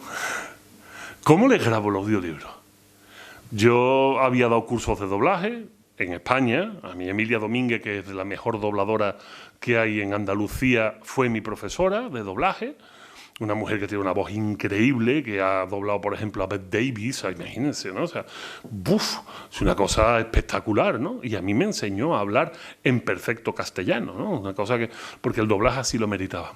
Así que el día que me puse delante del micrófono en el estudio, pues no me dio la gana de hacerlo en castellano. Y dije, a ver qué pasa. Me preparé, empecé a leer y la prueba tenía que durar como 5 minutos, ¿no? Pero no me pararon hasta que llevaba 18 minutos. Llevé 18 minutos una página y otra página, pues yo leo bien, se me da bien, y además lo he escrito yo, o sea, imagínense. Y a las 18 páginas me dicen, para. Digo, ¿qué pasa? Dice que está perfecto, que así se queda. Digo, ¿os gusta cómo está? Está maravilloso, perfecto, así se queda. Está en andaluz. ¿En qué? ¿En qué? Esto está hablado en mi acento. Español no suena. Español no suena. No, esto es andaluz. Y no me creyeron. Así que, si ustedes tienen el gusto de meterse en Amazon, si tienen alguno Amazon Prime, mi audiolibro, si no te has bajado ningún audiolibro, es gratis. Lo primero que te bajas es gratis. Pueden ustedes bajarse mi audiolibro, alguno de los 2 que tengo, y verán que está narrado en andaluz para México. Y fue durante mucho tiempo uno de los audiolibros más escuchados y con más éxito. Y hace menos de una hora me acaban de escribir de Planeta México que están buscando un estudio de grabación en Sevilla, sabiendo que yo vivo ahora en España porque tuve que venirme hace un año por problemas de salud y necesitaba tratarme aquí, tenía un cáncer y necesitaba que me trataran aquí del cáncer. Pues me están buscando un estudio de grabación porque mi próximo libro, que sale el 15 de febrero en México, quieren que salga junto el audiolibro y el libro en papel. Así que me están buscando un estudio de grabación en Sevilla para que vuelva a grabarle mi libro. Les voy a asegurar que el primer sitio donde me van a poner problemas por hacerlo en andaluz va a ser aquí. Se lo puedo asegurar que va a ser aquí, porque sé cuál va a ser el estudio. Seguramente serán los estudios de alta frecuencia, que son los mejores estudios de doblaje que tenemos en España, con las mejores instalaciones, y estoy seguro que cuando empiece a leer el libro en andaluz me van a decir, Vico, y yo le diré, no, tú. Tú, cállate y déjame hacerlo así, o si no, pilla un clip, mándalo a México y que te den el visto bueno y ya vas a ver que te van a dar el visto bueno. Porque gran problema de este desprestigio del andaluz nos lo han inducido a nosotros. Igual que nosotros, y aquí intento unir un tema con otro y voy acabando, igual que en España hemos comprado la leyenda negra, igual que en España hemos hocicado con lo que dicen que hicimos, lo que hicieron los españoles. Yo fui el primer español de mi familia en ir a México, ¿eh? O sea, yo nací en 1976 y me consta que mis abuelos, mis tatarabuelos, todos se quedaron aquí. Pero bueno, si queremos utilizar ese plural majestático de nacionalidad o de patria, lo usamos. Igual que nos dijeron el daño y los genocidios y las cosas, que quiero que sepan ustedes que desde 1521 al siglo siguiente, 1621, sí es cierto que desapareció el 92% de la población indígena americana, es cierto. Es cierto que desapareció, pero no lo mataron los españoles, la mató la viruela. La mató la viruela, la mataron las enfermedades, y los españoles aseguro que en aquella época no sabían cómo se transmitía la enfermedad, porque la viruela también mataba a los españoles. Solo que los españoles tenían un poquito más de resistencia al virus y no morían en el mismo grado que morían los indígenas americanos, pero los españoles también morían. Y morían de viruela y morían del mal de Montezuma. A mí me tuvieron que, hoy en día todavía, cuando un español o un europeo va a México y permanece un par de meses, nadie te libra de la visita al hospital. Porque nuestra flora bacteriana no es la flora bacteriana que hay allí. Y te pilla la Escherichia coli y te mata. Y yo tuve que ir al hospital de urgencia porque había perdido en 4 horas 7 kilos. A base de vomitar y de diarreas. Y esto es propio de lo que ellos llaman allí, que es el mal de Moctezuma, el mal de Montezuma. El mal de Montezuma es, nosotros no estamos preparados para esas bacterias. Y eso lleva siendo así 500 años. ¿Eh? Imagínense los pobres hombres de Cortés con su casco y su coraza, levantándose allí las andas debajo de un árbol con diarrea y con vómito. Sea como sea, cuando se independiza México, y esto quiero que quede claro, y esto es muy importante, cuando se independiza México, en el año 1821, de la corona española, había 6 millones de habitantes en el país. 6 millones de habitantes.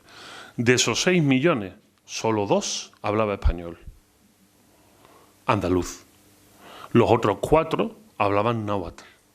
Los españoles no impusieron el español en América. Esto es mentira. No impusieron el español en América. Los textos estaban traducidos al náhuatl. Y esto es una realidad. Y esto está ahí, no hay que inventárselo. El que impuso el español en México como lengua obligatoria y además rehusó de los orígenes indígenas y además con unas leyes que se llamaron las leyes de reforma, lo que hizo fue someter al pueblo indígena, despojar al pueblo indígena de las tierras que los españoles le habían mantenido como propias y como de ellos por consuetudinario, o sea, que por la tradición, por su época. El que hace todos estos cambios, que como os digo se llaman las leyes de reforma, e impone el español como lengua única de México, es un indígena, es Benito Juárez. Él es el que obliga a todos los españoles, a todos los mexicanos a hablar español y abandonar su acento. Y esto es importante tenerlo en cuenta, porque obviamente cuando impone el español al pueblo indígena, impone el español que él tiene. Y el que él tiene, nuevamente, es andaluz. Hay otras palabras, hay palabras y giros que no conocemos. Claro que hay palabras y giros que no conocemos, es obvio. Pero muchas de estas palabras y giros, si sois leídos, no te sonarán raros. No te sonarán raros. Porque basta con haberte leído el Quijote para que la mitad de las palabras mexicanas que no conozcas las encuentres en el Quijote. En el Quijote. Que esto es precioso. De repente dice, ¿por qué te acuitas, mi Sancho? ¿Qué significa acuitarse? Acuitarse significa tener una cuita. Una cuita es una preocupación. Eso lo entendemos, ¿verdad? Ellos han transformado la palabra acuitar con agüitar, que es más fácil de decir agüitar que acuitar. Y entonces cuando te deja tu novia o te echan del trabajo, te dicen, no te agüites. No te agüites. Ahí viene. Ellos al hierro no le dicen hierro, le dicen fierro. Pero nosotros seguimos diciendo ferretería y no herreterías. ¿De acuerdo? O sea, son legados del idioma, de ese castellano que que llevaron Cortés, extremeño, con todo lo suyo, extremeños y andaluces, de la mano del andaluz de aquella época, del español de aquella época, y que siguen estando allí. Hubo giros también que me parecieron muy interesantes y que descubres que en otras partes de España se siguen diciendo. Por ejemplo, lo digo como curiosidad, por si van ustedes a México. Hay una expresión en la que tú intentas mostrar un adverbio temporal, ¿no? Tú intentas mostrar una temporalidad inmediata. Tú quieres que algo se haga ya. Este ya imperativo, los mexicanos no lo suelen entender ni lo suelen aceptar bien. Y te dicen ahorita, ahorita, ahorita. El ahorita es una cantidad de tiempo que va desde los 10 minutos a los 15 años. O sea, yo tuve varios puestos de dirección dentro de la Universidad Nacional Autónoma de México, con gente a mi cargo, y como buen déspota les obligué a desterrar varias expresiones, y una era la ahorita. Porque cuando tú le pides a un colaborador, tráeme este informe y te dice en México ahorita, échate a temblar. Porque el ahorita puede ser dentro de 10 minutos o el mes que viene. Y si tú lo necesitas ya, el ya no lo entienden o se hacen, como dicen ellos, pendejos. Que además ellos creen que pendejo es una palabra mexicana y pendejo viene de aquí. Pendejo viene de España. No es una palabra mexicana, aunque ellos lo usen con mucha fruición. Y chingar también viene de aquí. Porque en Jaén, en vez de joder, se dice chingar. Curioso, ¿verdad? Y ahora resulta que descubrí que hay una expresión que aquí en España, o en Andalucía, nos suena como no puede ser. ¿Cuándo vamos a hacer esto? Luego, luego. ¿Luego, luego? ¿Más tarde, más tarde? Pues no, luego, luego es ya. Luego, luego es ya. Y yo creía que esto era puramente mexicano. Hasta que un día acabé dando un paseo por Murcia y una persona le dijo, oye, ¿cuándo hacemos esto? Y dice, no, luego, luego. Digo, ¿cómo? ¿Cómo? Dice, Dios mío, ¿no es mexicano? Luego, luego viene de Murcia. ¿Murcia? ¿Sabes? Que ha aportado Murcia al mundo, ¿no? O sea, esta cosa que tú te planteas, ¿Murcia? Bueno, pues el luego, luego es murciano y así otras tantas expresiones que en el fondo no hacen más que enriquecer el lenguaje, ¿no? Es algo que aprendes y que lamentablemente nos unen. Cuando en México yo suelto una andaluzada o una españolada y ellos no la entienden, se esfuerzan mucho en reconocerme que no la entienden y que la cambie. Pero es que resulta que mi esposa también es mexicana, aunque lleva ya 20 años familiarizada con España, porque antes de vivir en México vivimos juntos en España. Y ella cuando decía alguna cosa mexicana, también nosotros nos esforzábamos, los andaluces, en decirle, no entiendo lo que dice, cámbialo. Y no es más que una cuestión de esfuerzo. Creo que también ahí hemos perdido esa batalla, ¿no? Andalucía ha sido una tierra de paso de civilizaciones. Y me niego a creer que cuando Andalucía era la gran Andalucía musulmana o la gran Andalucía romana o la gran Andalucía del Renacimiento, que se nos olvida, que a Sevilla la llamaban la Nueva Roma. Esto se nos olvida, se nos va. De repente, nos vuela y no nos acordamos de que Sevilla era la Nueva Roma. Y esto es importante que lo recordemos. Me niego a creer que la población en ese entonces se pusiera tan pejiguera con el idioma. Y seguramente aprendía. Creo que sí, como bien decía José Mari y los lingüistas españoles, el andaluz es el motor del español, porque es el que obliga al español a ir cambiando, ¿no? Acuérdense cuando salieron aquella canción de, no me acuerdo cómo se llamaba el grupo, no me gustaba, pero decía, tía, sin tu valía seré un pringao. El que sea de los 80 se acuerda, ¿verdad? Presuntos implicados. Odiaba yo ese grupo. Cuando decían seré un pringao, tuvieron problemas en los 40 principales, en Cadena SER, en la COPE, tuvieron problemas porque ¿qué un pringao? ¿Eso qué es? ¿Eso qué es? Y los castellanoparlantes se levantaban el cuello de la camisa diciendo el idioma se va a la mierda. Y hoy en día cualquier expresión que acabe en ado se ha normalizado que sea ao y que no sea ado. Y esto es algo propio de nosotros.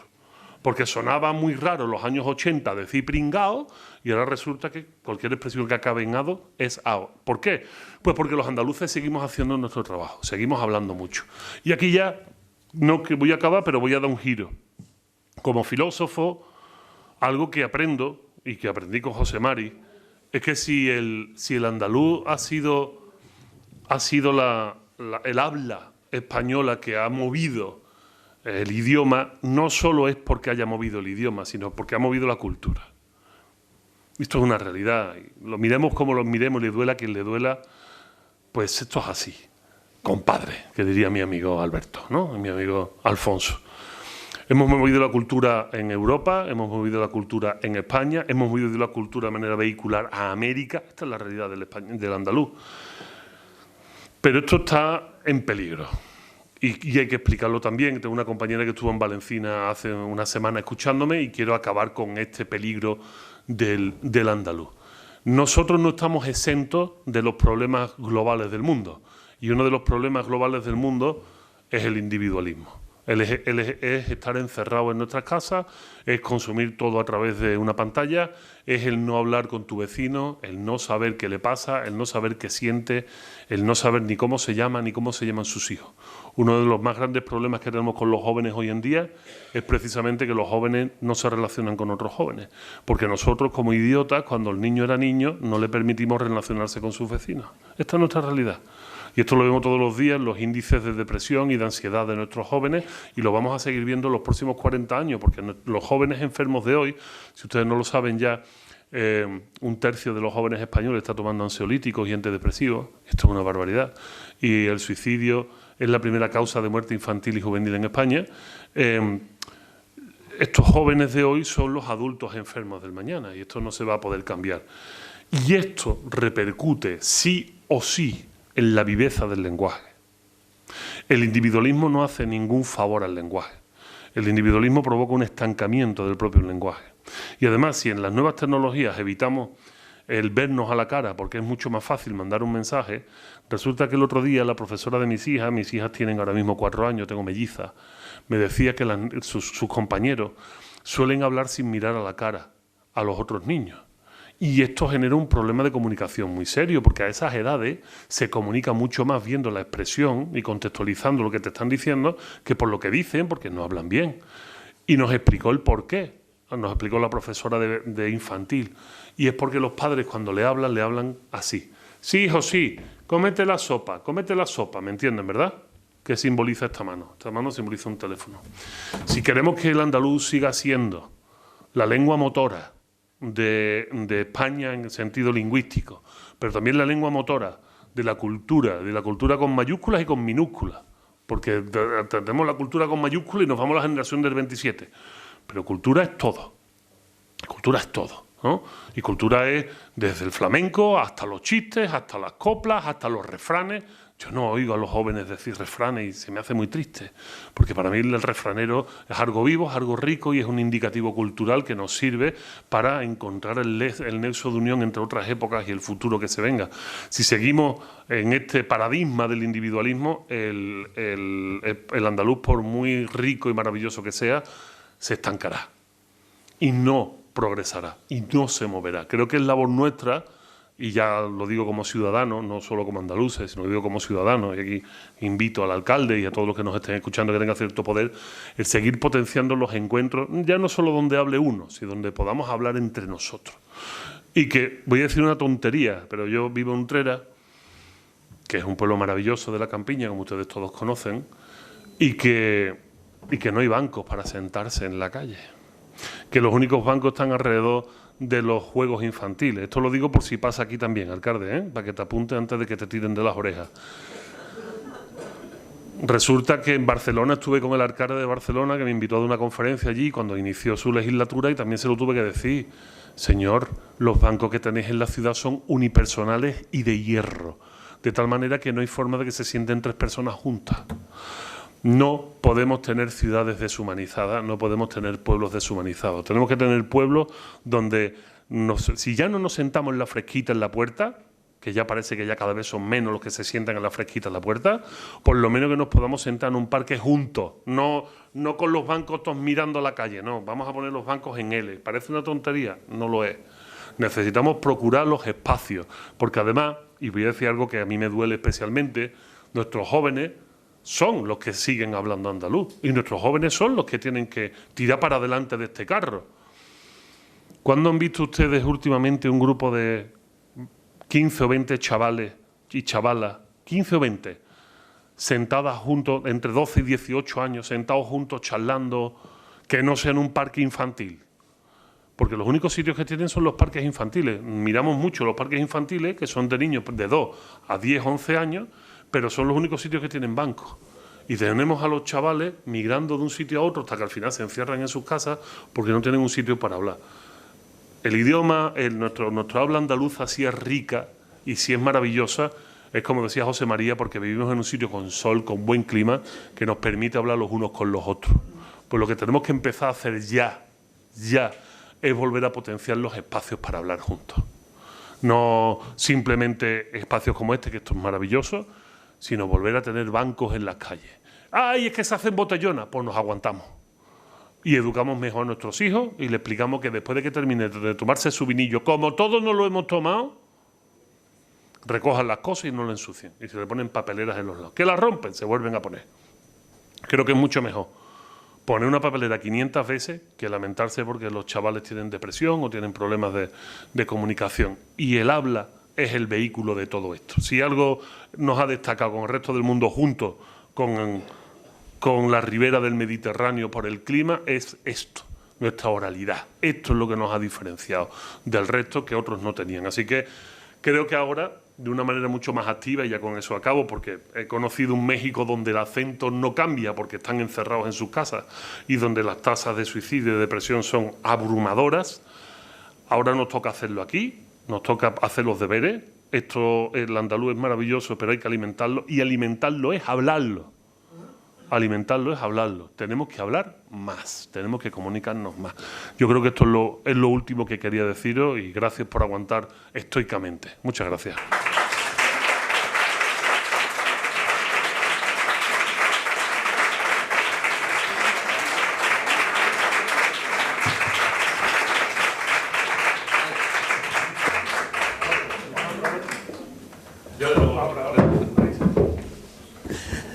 Bien, vamos a comenzar un breve turno de preguntas. Por cierto, gracias por apuntarme. Era Amistades Peligrosas, el grupo, no presuntos implicados. Me he adelantado yo un poco. Gracias, Silvia. Y si alguien quiere realizar alguna pregunta, aclaración, duda que tenga, vamos a hacer un breve turno cerrado. Por aquí, un segundito, Sebastián.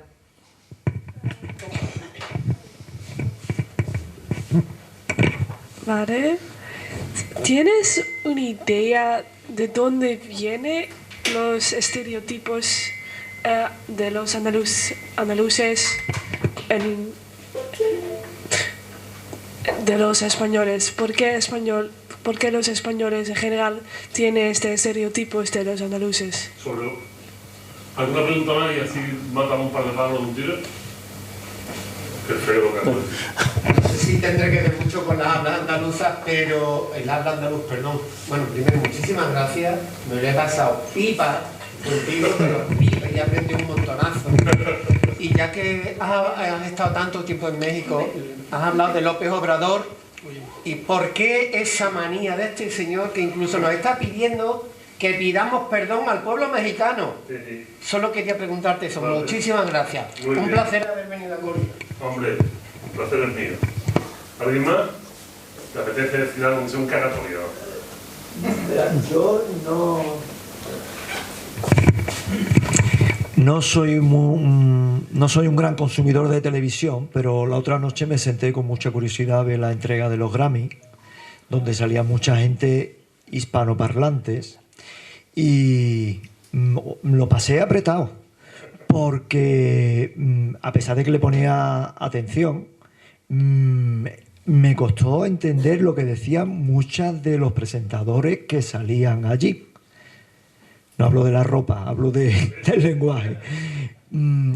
Esa influencia del inglés, esa globalización aquí y allende los mares, ¿tú crees que nos lleva a ese lenguaje común? Llámese Esperanto, Span-English, como se llame, porque eso va como una bala, vamos.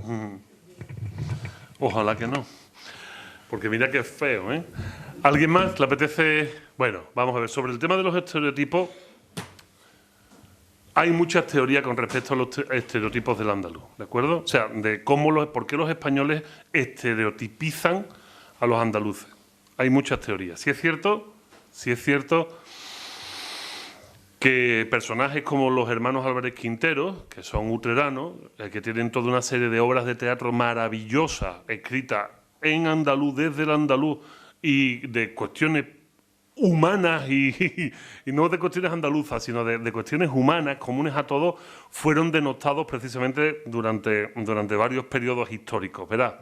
Se acusan a estos, en la democracia, en el periodo de la democracia después de Franco, se les acusa de costumbristas, ¿no?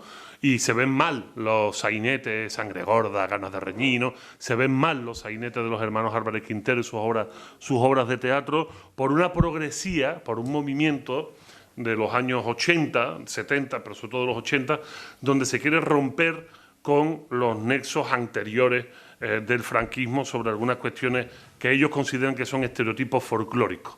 Hay que tener en cuenta que España durante los 40 años de dictadura es un país cerrado culturalmente.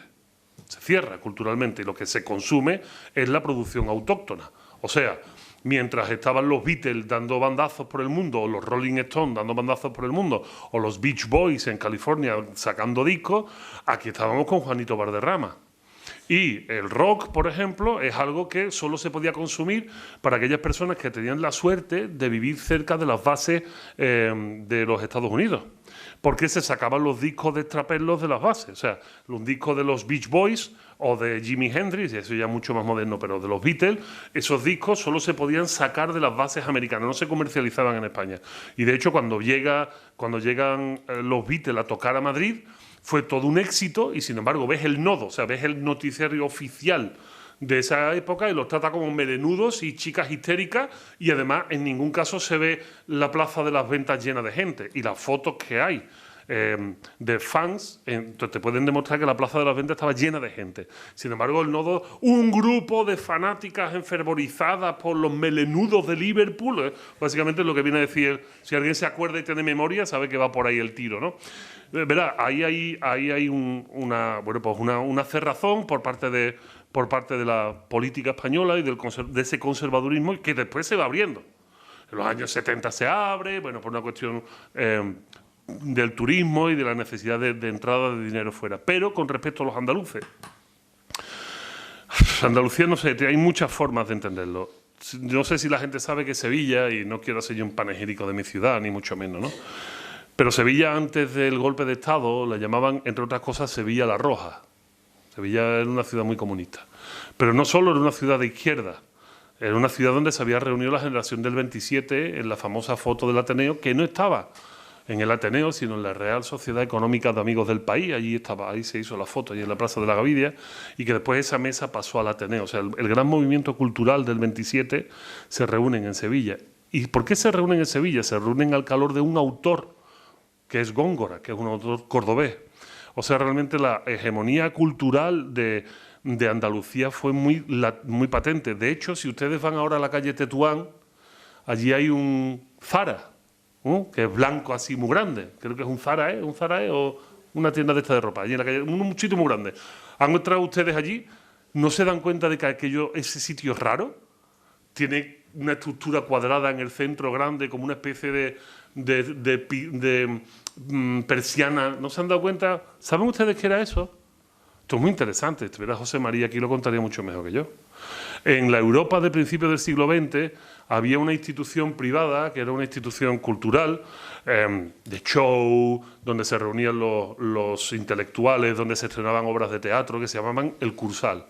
Había 3 cursales en Europa, 3 cursales en Europa. El primer cursal de Europa se hizo en París. El segundo cursal, no sé si el orden es el correcto, pero sé que había un cursal en París, había otro cursal en Berlín. ¿Y dónde estaba el cursal? En Sevilla. El cursal de España estaba en Sevilla y estaba precisamente en ese edificio que ahora es un Zara. Allí estaba el cursal, o sea, el sitio de encuentro de la intelectualidad española no estaba en Madrid, estaba en Sevilla. De hecho, Sevilla era la única ciudad en aquel momento que tenía temporada de ópera ininterrumpida en España. Había ópera todo el año en Sevilla. Y en Sevilla había más de 20 y tantos teatros con una actividad muy movida. También Sevilla es la primera ciudad peninsular tomada por el bando nacional. Y bueno, y a partir de ahí todo es historia. Todos los movimientos culturales de Sevilla durante 40 años fueron reducidos a su mínima expresión.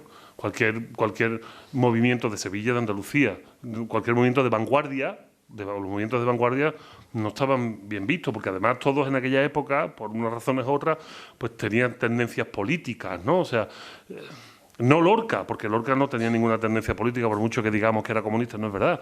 Pero bueno, Miguel Hernández sí, otros tantos sí, o Rafael Alberti también. O sea, había mucha filtración política en los movimientos culturales y una buena forma propagandística de aplacar eso es colgarte el San Benito de folclórico, de chistoso, de cateto y vamos para adelante, ¿no?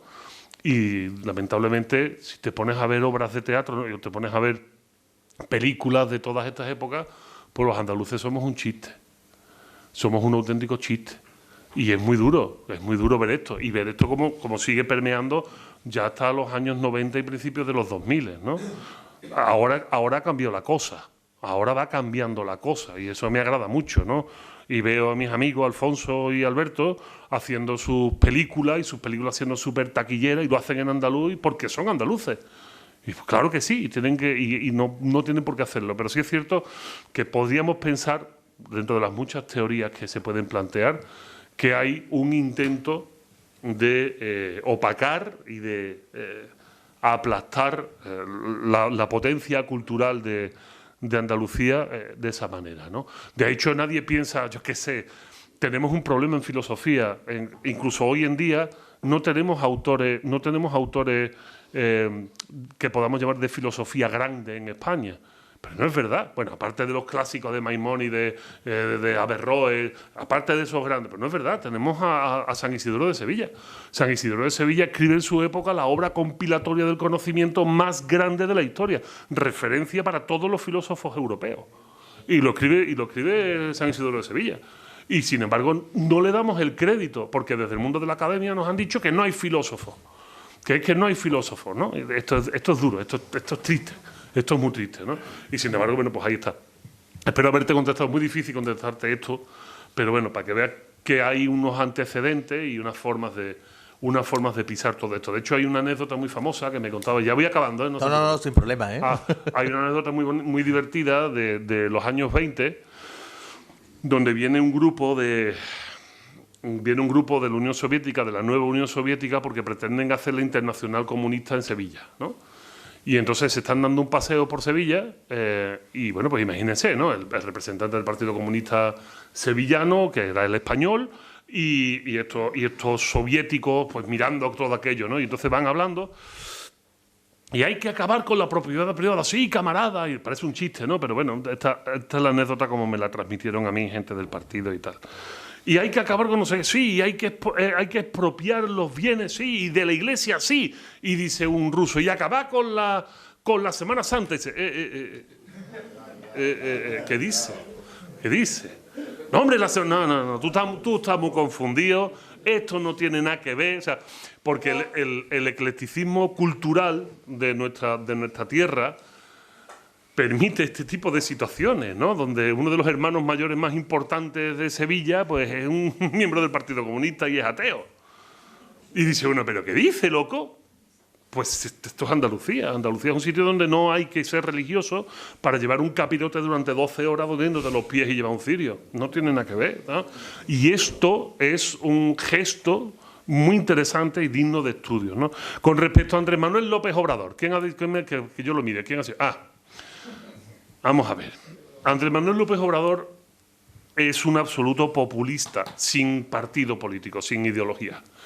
Y esta es la realidad, o sea, sin ideología. Y perdónenme, he vivido 10 años allí, he estado muy cerca, me han contratado gobiernos de Morena. Morena es el partido de Andrés Manuel López Obrador, me han contratado de otros partidos políticos. He trabajado para muchos partidos políticos porque, entre otras cosas, sus políticos necesitan ser capaces de dar un discurso. No saben hacer la O con un canuto, me contratan, estoy 3 días con él, aprenden a hablar lo mínimo para no hablar y cagarla, sueltan su discurso, me voy con el dinero y ya está, ¿no? La retórica ha sido un salvavidas para muchos filósofos. Muchos filósofos hemos tirado del uso de la retórica para poder sobrevivir y en mi caso, en algunas situaciones, pues he tenido que hacerlo porque no todo es miel sobre hojuelas. ¿Qué pasa con Andrés Manuel López Obrador? Es un señor muy inculto, profundamente inculto, de su propia historia, de su propia cultura y de su propio pueblo. Pero es un tío al que le apoyaron 33 millones de personas en las últimas elecciones. ¿Por qué? Porque ha vendido una moto que después no ha podido cumplir, ni cumplirá jamás. Andrés Manuel López Obrador consiguió que abortistas y evangelistas le votaran por igual. A ver, explícamelo. Tú explícame cómo un político es capaz de convencer a un grupo de feministas proabortistas y a un grupo de conservadores evangelistas para que lo voten. Obvio va a tener descontento a todo el mundo. Lo que pasa es que a cada uno le ha dicho lo que cada uno quiere escuchar. Y en México esto es relativamente fácil porque no hay una gran permeabilidad social y una permeabilidad de noticias, de información. ¿A qué me refiero con eso? Pues que los que son conservadores solo consumen medios conservadores y se reúnen con conservadores. Y los que son pobres solo están con pobres y no tienen ni idea del mundo de los ricos. Entonces está todo tan cortado, tan cuadriculado, son segmentos tan estancos que tú puedes decir una cosa aquí, la contraria al día siguiente aquí y no pasa nada. No pasa nada, no hay una hemeroteca, no pasa nada.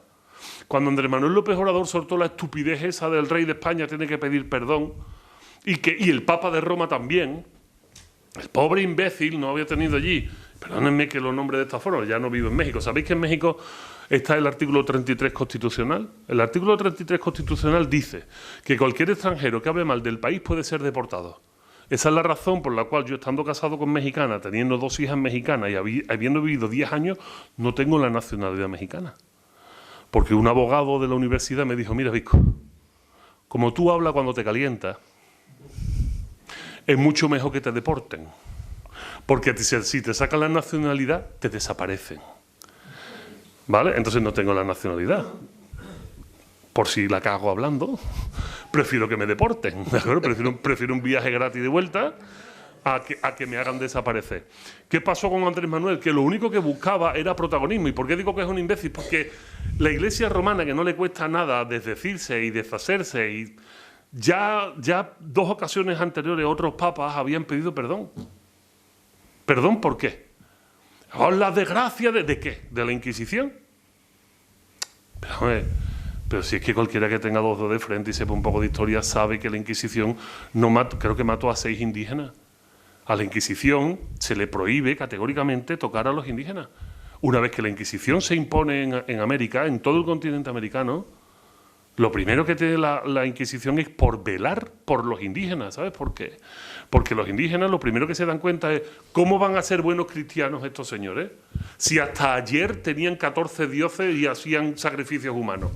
Pues claro que ninguno va a ser buen cristiano, hay que enseñarlo y por eso se desarrollan las lingüísticas náhuatl y quechua, para que los frailes o los sacerdotes pudieran enseñar a los indígenas la religión, porque el sentido era evangelizarlos.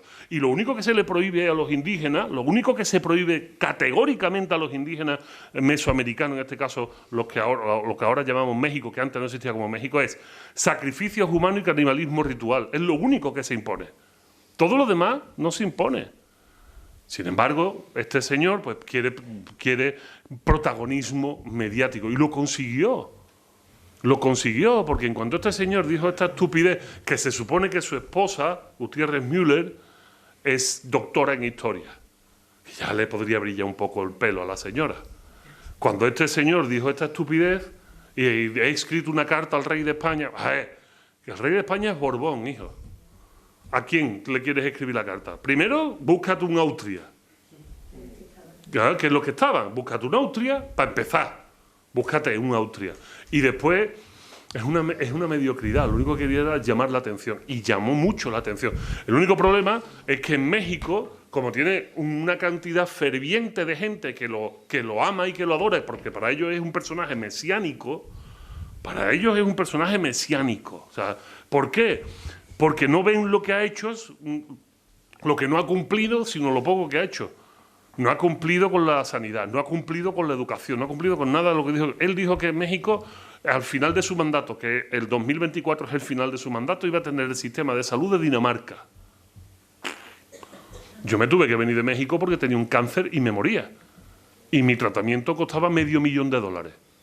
Y yo hay días que no lo gano. Dando conferencias gratis como esta, no lo gano. Y entonces me tuve que venir a España a tratarme. Entonces, obvio que no está haciendo, no está cumpliendo. Yo allí cotizando, y pagando, nada, da igual. Que tienes cáncer, tienes pasta, te cura. No tienes cáncer, te mueres. Y entonces, la gente lo que vio fue lo valiente que era Andrés Manuel López Obrador mandándole una carta al rey de España exigiéndole que pidiera disculpas. ¿Pero qué es eso? Eso no es valentía, hombre. Eso es un brindis al sol y eso es charlatanería. Mucha gente de México, gente que no es votante o que aún siendo votante tiene dos dedos de frente, se avergonzó muchísimo de esto. O sea, no hay 126 millones de habitantes de México aplaudiendo por esta cartita. No es cierto, no es cierto. Hubo muchísima gente en la universidad, por ejemplo, todo el mundo se le caía la cara de vergüenza.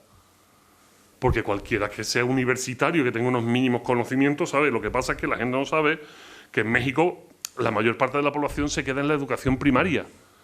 Ellos tienen todavía una tasa de analfabetismo bastante alta. Y lo máximo que estudia gran parte de la población es primaria y secundaria, ahí vas. Y es que en primero de primaria con 6 añitos, te venden que los pueblos mexicanos anteriores a la conquista, o sea, que no eran mexicanos, los pueblos mesoamericanos estaban destinados a conquistar el universo y la galaxia. Porque tienen el mito del indio bueno, el mito del indio inteligente, el mito de... O sea, tienen un montón de mitos. Porque ellos no saben que los persas ya conocían el cero. No, es que los mayas descubrieron el cero. 2000 años antes los persas ya sabían lo que era el cero, mire usted. Y así un montón de cosas, ¿no? Así un montón de cosas, ¿no? Porque ellos se arrogan...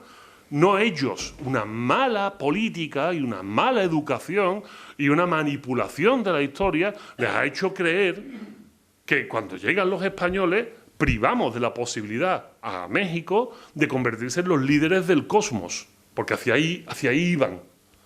Ese es el problema de México. Y ese discurso te lo compra todo el mundo. Porque a todo el mundo nos gusta que nos digan que somos especiales, que somos mejores y que la culpa de que estemos jodidos la tiene otro que vino hace 500 años. Porque entonces llega un político y en vez de echarle la culpa al presidente anterior, ¿a quién se lo echa? A los españoles. ¿Tú crees que esto de Andrés Manuel López Obrador tenía sentido? No, pero era una forma de decir que el país estaba jodido. ¿Por quién?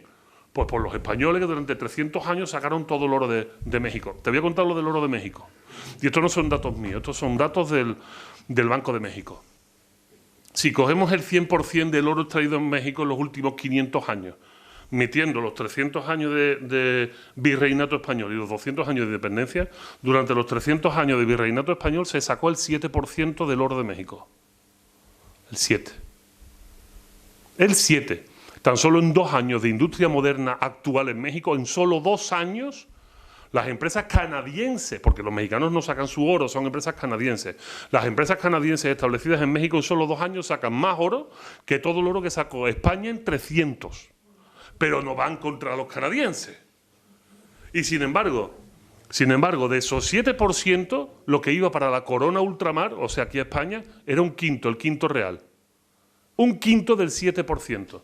¿Y el resto dónde se quedó? Pues 2.000 ciudades construidas en América, no sé cuántas catedrales, no sé cuántos hospitales, etcétera, etcétera. De hecho, en México tienen una cosa que es la ruta de los pueblos mágicos y todos los pueblos mágicos son coloniales.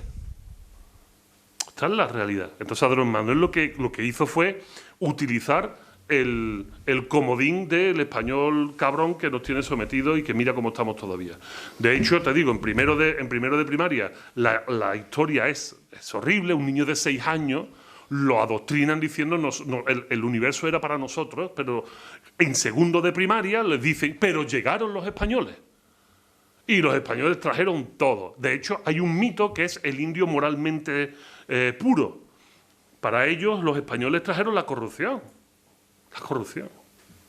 Que no digo que no fuesen corruptos, pero ya existía la corrupción antes.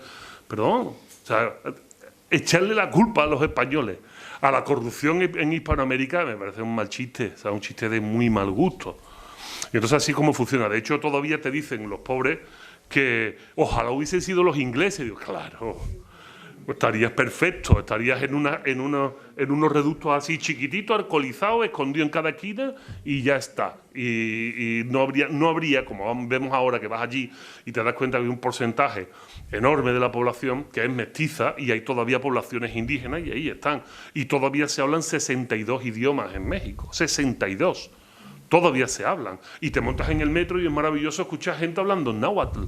Es precioso. Y eso sigue estando allí, pero esa parte no la ven. Es la mitificación de la historia. Andrés Manuel es un pobre demonio, un pobre diablo.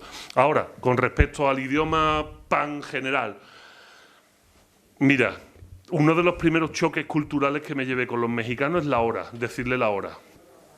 Para nosotros, las 10 menos cuarto son las 10 menos cuarto. Y no hay ningún problema. Pero cuando llegas a Hispanoamérica y dices son las 10 menos cuarto, escuchas el chirriar del cerebro, te lo ves haciendo cuenta con los dedos. Porque ellos utilizan el sistema anglosajón, cuarto para las 10. Yo sé que es una tontería muy gorda, pero de tontería no tiene nada. O sea, la influencia anglosajona es muy fuerte. Y como además detestan de lo español en ciertas partes, como México, pues claro, pues bienvenido lo que me venga de fuera. La Revolución Mexicana, o sea, el choque frontal contra el porfiriato. Porfirio Díaz fue un señor que estuvo 40 años gobernando México, ¿no? Y entonces hubo una revolución, llegó un señor llamado Madero, se impuso, echaron a este hombre y durante un montón de años pues estuvieron matando gente. Hubo 3 millones de muertos durante el periodo revolucionario. Esto fue pagado por los Estados Unidos, esto no lo digo yo, esto está ahí en la historia. Estados Unidos fueron los que pagaron todo esto. Entonces, es cierto que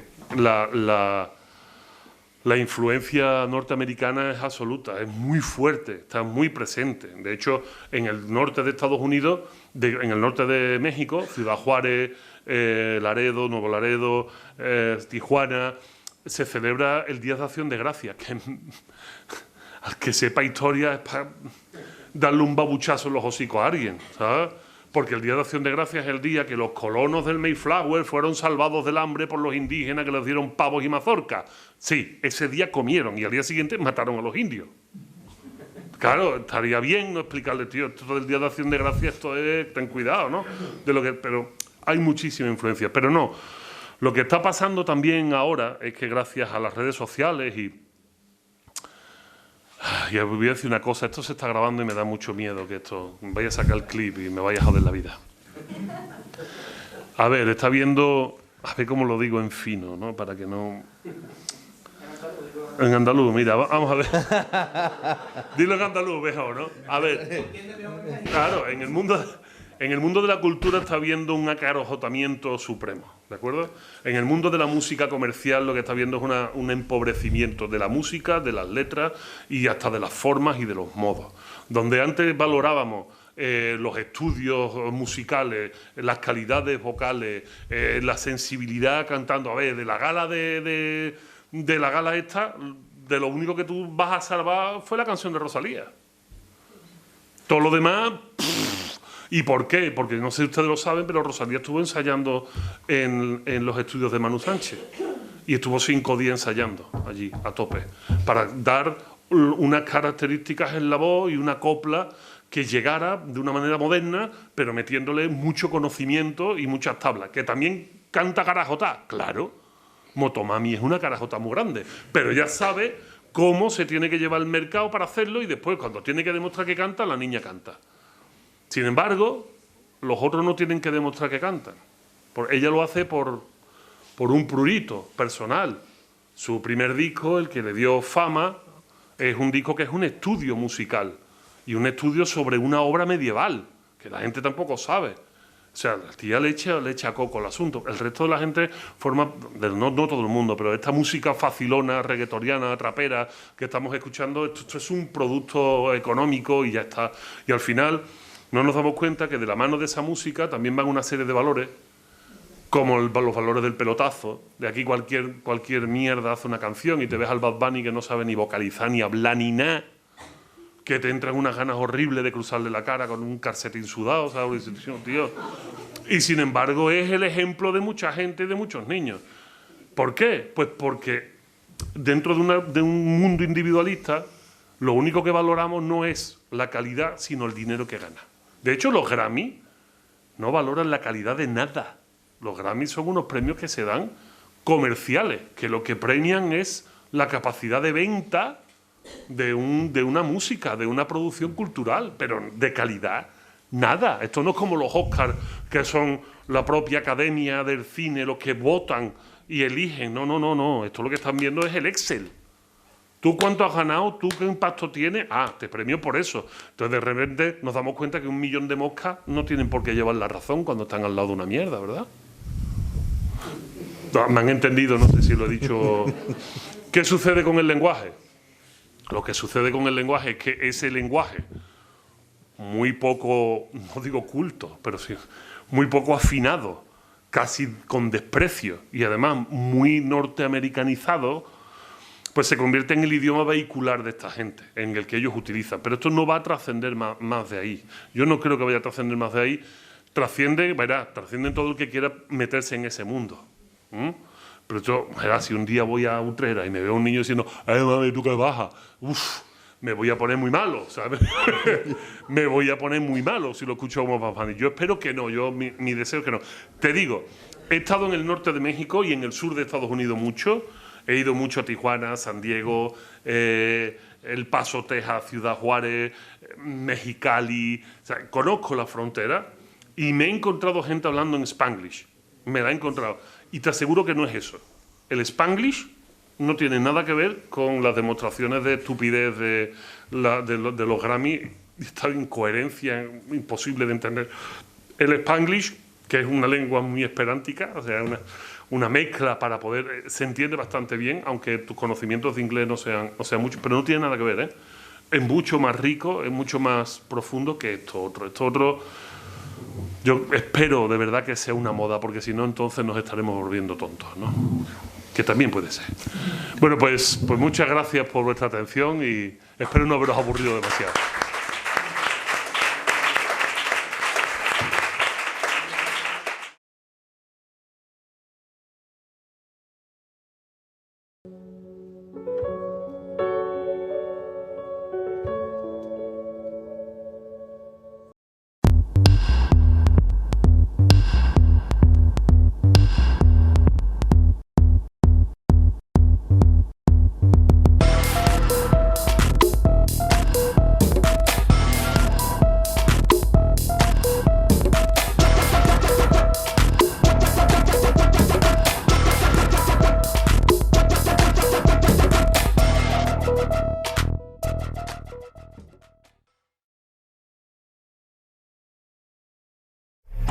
Hay muchos tipos de energía, pero hay una que hace que todo avance, creando oportunidades de futuro, impulsando una industria verde, potenciando el desarrollo sostenible y generando bienestar. Una energía que lucha contra el cambio climático y respeta el medio ambiente. Descubre, conoce, aprende y disfruta de todo lo que las energías renovables pueden hacer por ti. Y haz brillar tu energía.